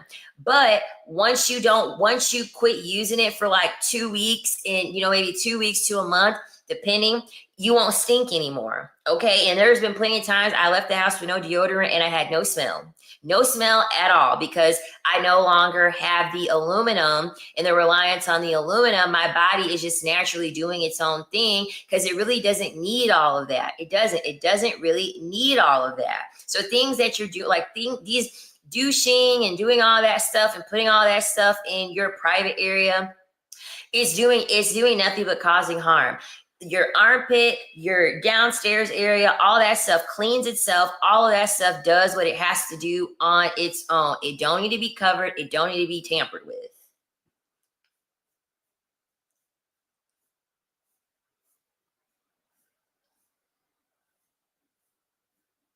Yeah, Jessica's naming everything because it is. It's in pretty much all of the shit. It's in everything that I use. So cosmetics, even hair products, shampoo, conditioner, what else? Fragrance. So like try to get shampoo and conditioner that's phthalate free, okay? Because a lot of like your regular on brand shampoos and conditioner, all that shit has phthalates in it, and those are all endocrine disruptors. They put it in everything. That's the thing. They put it in fucking everything. It's in everything. You really can't necessarily escape it. All you can do is just reduce your exposure to it. That's it. That's all. Like honestly, there's an app. I want to make sure I'm telling y'all the right name of the app. Yuka.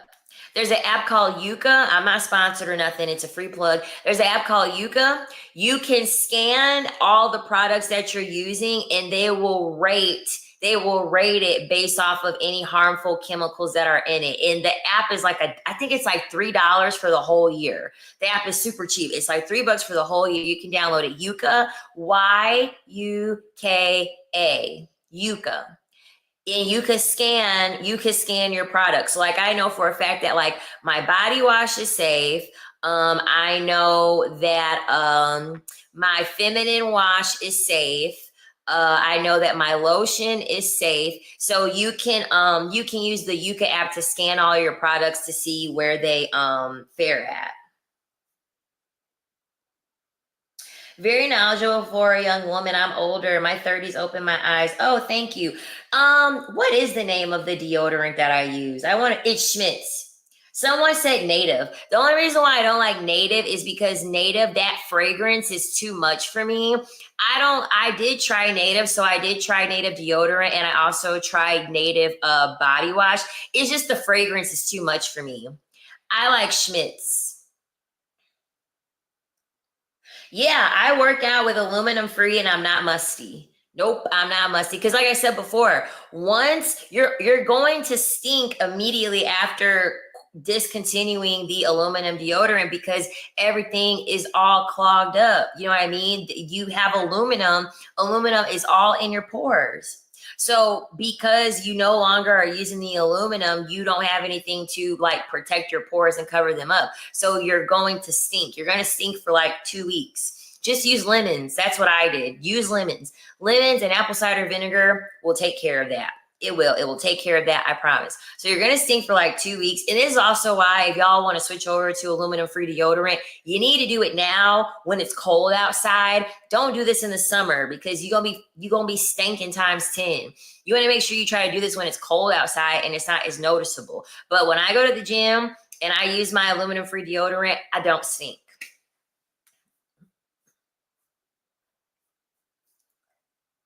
Use household cleaners that are natural whenever possible, especially around pets. Yeah, I mean, honestly, apple cider vinegar and baking soda, those are like my favorite things to clean with. I love using diluted apple cider vinegar and baking soda. Okay, they do very, very well as household cleaners, and that's how I grew up. You know, like my grandma's from the South. That's what she used to clean everything. Apple cider vinegar and baking. Is it soda or powder? Which one is it? I can't remember. The non-cooking one, the Arm& and Hammer one. Yes, and lemon. Yep, lemon is really, really good. Lemon, apple cider vinegar, and baking soda. That's like the holy trinity of natural cleaning products.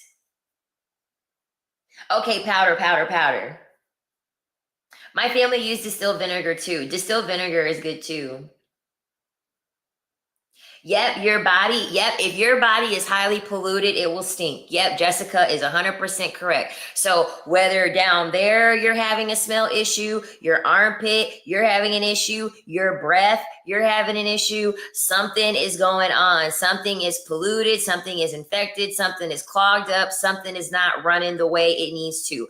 Without you showering, okay, without you showering for 24 hours, you shouldn't smell like anything. And I'm not trying to be gross or trying to be nasty, but you shouldn't smell like anything. Like, honestly. Now, down there is going to have a smell because you have a pH balance. And of course, it's going to do what it's going to do to have a pH balance. But you know what I'm talking about, okay? You'll know if you full of pollutants and stuff like that, if you wait it out and you are stinking abruptly. That means you need a detox. That means you need to get stuff up out of you. I love being in my 30s too, honestly.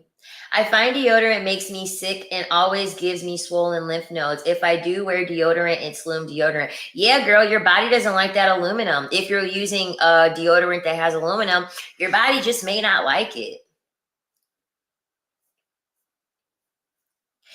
I clean my kettle with apple cider vinegar, yes. So what do you think about bleach? I avoid bleach at all costs. I do. I avoid bleach at all costs. I do not use bleach at all. I don't. Bleach is like a black people thing. We're like bleach. Black people are fucking obsessed with bleach, but bleach is a very, very harsh chemical. It's a very, very harsh chemical.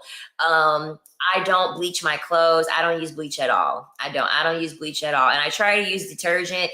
I try to use detergent that doesn't have no fragrance in it. Just plain boring laundry detergent. I just try to keep it as basic as I can because I already understand that I use things that will I understand that I use things already that could potentially be harmful. So I get acrylic nails. I also use no chip nail polish, and I have the UV light from the curing. I like to wear makeup, and I like to wear fragrance. So those are all things that are already attributing to my exposure. So I try to make sure that what I use for my lotion, my body wash, my laundry detergent, my deodorant, even my fluoride too. So I use fluoride-free toothpaste because fluoride will mess up your pineal gland and it can make you. That's a whole nother conversation. I don't want to sound too crazy and too conspiracy theorist-ish, but I use fluoride-free toothpaste. So I try to pick and choose what products to use that can help minimize the damage that I'm already doing.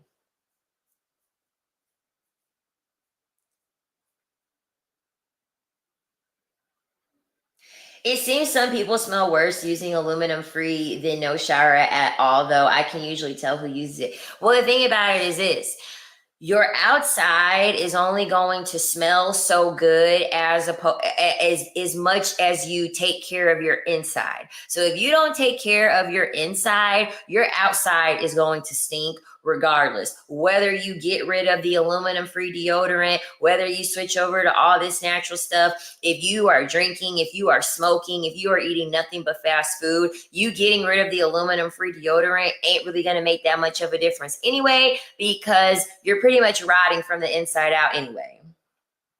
Fluoride is in water, but that's why I only drink spring water. Except for this, because this isn't my water. I think this is filtered water. But I drink spring water because I am well aware that there is fluoride in the water. I had to use Sensodyne before too. Yeah, the pineal gland that opens up your mind. So pretty much it's like I said before, I don't want to get too conspiracy theorist ish sounding or whatever. However, so pretty much it's believed that they put fluoride in our water, fluoride in our toothpaste, and pretty much what happens is that it calcifies your pineal gland. Okay, your pineal gland is pretty much is like it's your third eye, so it's in your brain, and so this is what allows your elevated. This is what allows your thinking to be elevated. This is what allows you to gain consciousness. I am glad that I'm talking about this though, because I do even have it in my banner to expand consciousness. But your pineal gland, it brings you closer to God because it's higher up, you know what I mean? And so because we live in a world that we live in, and they want to control people, and they want to have like total world domination, they pretty much need everyone to be weak. They need people to not be free thinkers. They need people to be easily impressionable. And so it's believed that they do this on purpose by putting fluoride in our drinking water and promoting it by dentists to be in our toothpaste in order to calcify our pineal gland, so that way it is easier for us to control. Yeah, fluoride. So this is why I only drink spring water, because the thing about it with fluoride is that the filter. So I don't like drinking from a filter. I don't like filtered water. I only like drinking spring water, because those filters that get used, there's all types of like toxic metals and things like that that they use to filter the water through. So I don't necessarily know if you're getting fluoride or not whenever you have a filter system, but I do know that there are like heavy metals and things like that that the water is passing through whenever you are using a filtered system. I just feel like it's smarter to just use spring water. Thank you. This sweater is from Amazon too. I take it you didn't fall for the 2020 scam. The panini. That's what they call it over here. The panini. Ladies, I'm psychic, so I need fluoride. Otherwise, I lose my mind in society. Oh, okay, you're Raven, girl. You're That's So Raven, having visions. I also have clairvoyant skills. I do too. They say so. I follow the Hood Healer. The Hood Healer, she's on Instagram. So she does like astrology, and then like she's also like very like spiritual, metaphysical, and stuff like that. But if you do your blood type, okay, so if you find out what your blood type is, you can kind of it can gauge you toward what type of like I guess spiritual gifts you may have, if that makes sense. And I remember when I did like my test or whatever, and I found out what my blood type is, it is based upon clairvoyant, because I for sure have clairvoyant capabilities for sure. Bow Wow is Raven. Y'all are funny. Y'all are hilarious. But yeah, it is. It's chemicals in everything. In everything. You're either eating it, drinking it, sniffing it, wearing it. The chemicals are everywhere. You at this point you can't even avoid it. So that's why I said, I'm like, you know what? I'll take away some of the things, and then I'll just keep some of the things, because I want to enjoy what's on this physical world too. You know what I mean? Yo, we are more powerful than we think. Yeah, we're super, super powerful, and they know this. Also, you ever look at the sky and see the spray? Yeah, those chemtrails. Yes. Those chemtrails used to freaking, yeah, inject us with stuff. I don't know if I'm clairvoyant, but I'm just sensitive, not emotional. Some Cancerians more overly emotional. I love cancers. That's the number one reason why I love cancers.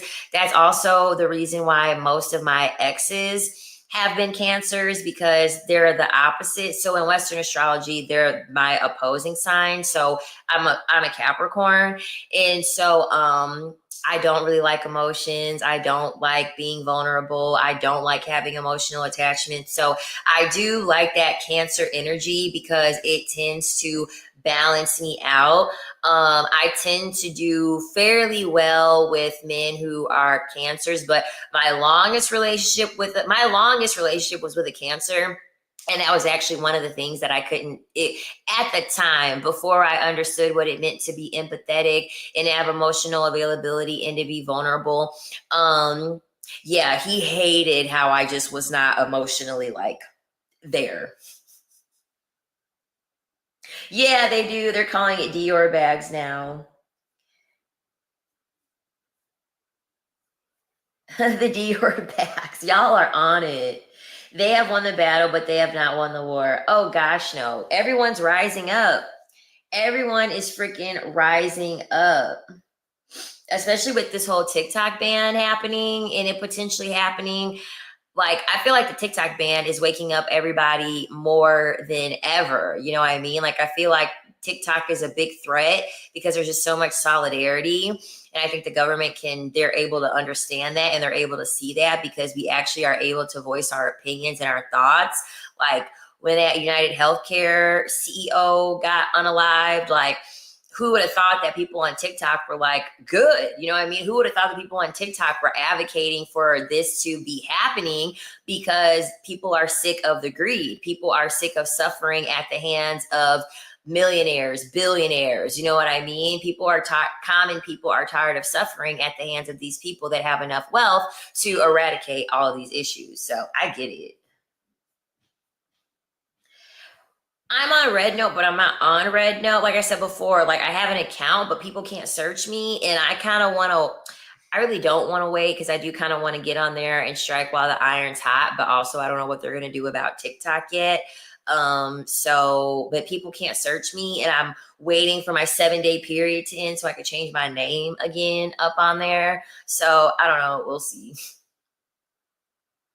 Yeah, exactly. Pluto and Capricorn from 2009 to last November, and Pluto is now in Aquarius. So, yeah, Aquarius is all about like breaking tradition. It's the complete opposite of Capricorn. So, revolutions, breaking traditions, non-conforming, things that are new, things that are, just very, very unique and challenging a lot of norms. So I feel like it's going to be a lot of divorces. Hollywood, as you guys can see, is collapsing.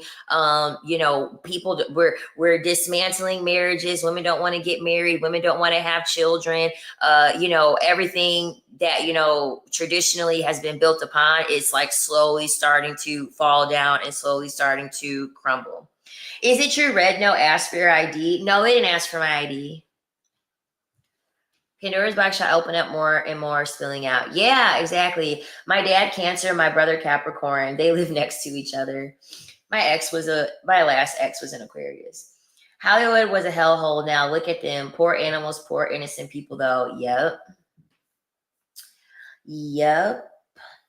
All right, y'all. Oh, I don't know why some people are saying it's asking for identification. I don't know, girl. Maybe they're trying to draft those people into the war. Because I don't know. They didn't ask me for my ID. They didn't ask me for my ID. They must have asked them people that they need to assign them a Chinese spy.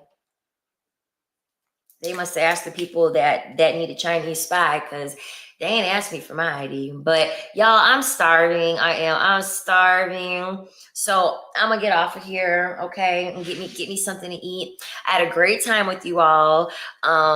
I hope you all enjoyed the camera quality today. I'm just going to start streaming off of this camera now that I figured it out and I know what to do. So I hope you guys like that. I probably will. No, I won't be on live tomorrow because I got something to do. But I'll probably be back on live on Monday. Okay. So I will see you guys. I'll see you guys next time. Okay. Good night. Bye.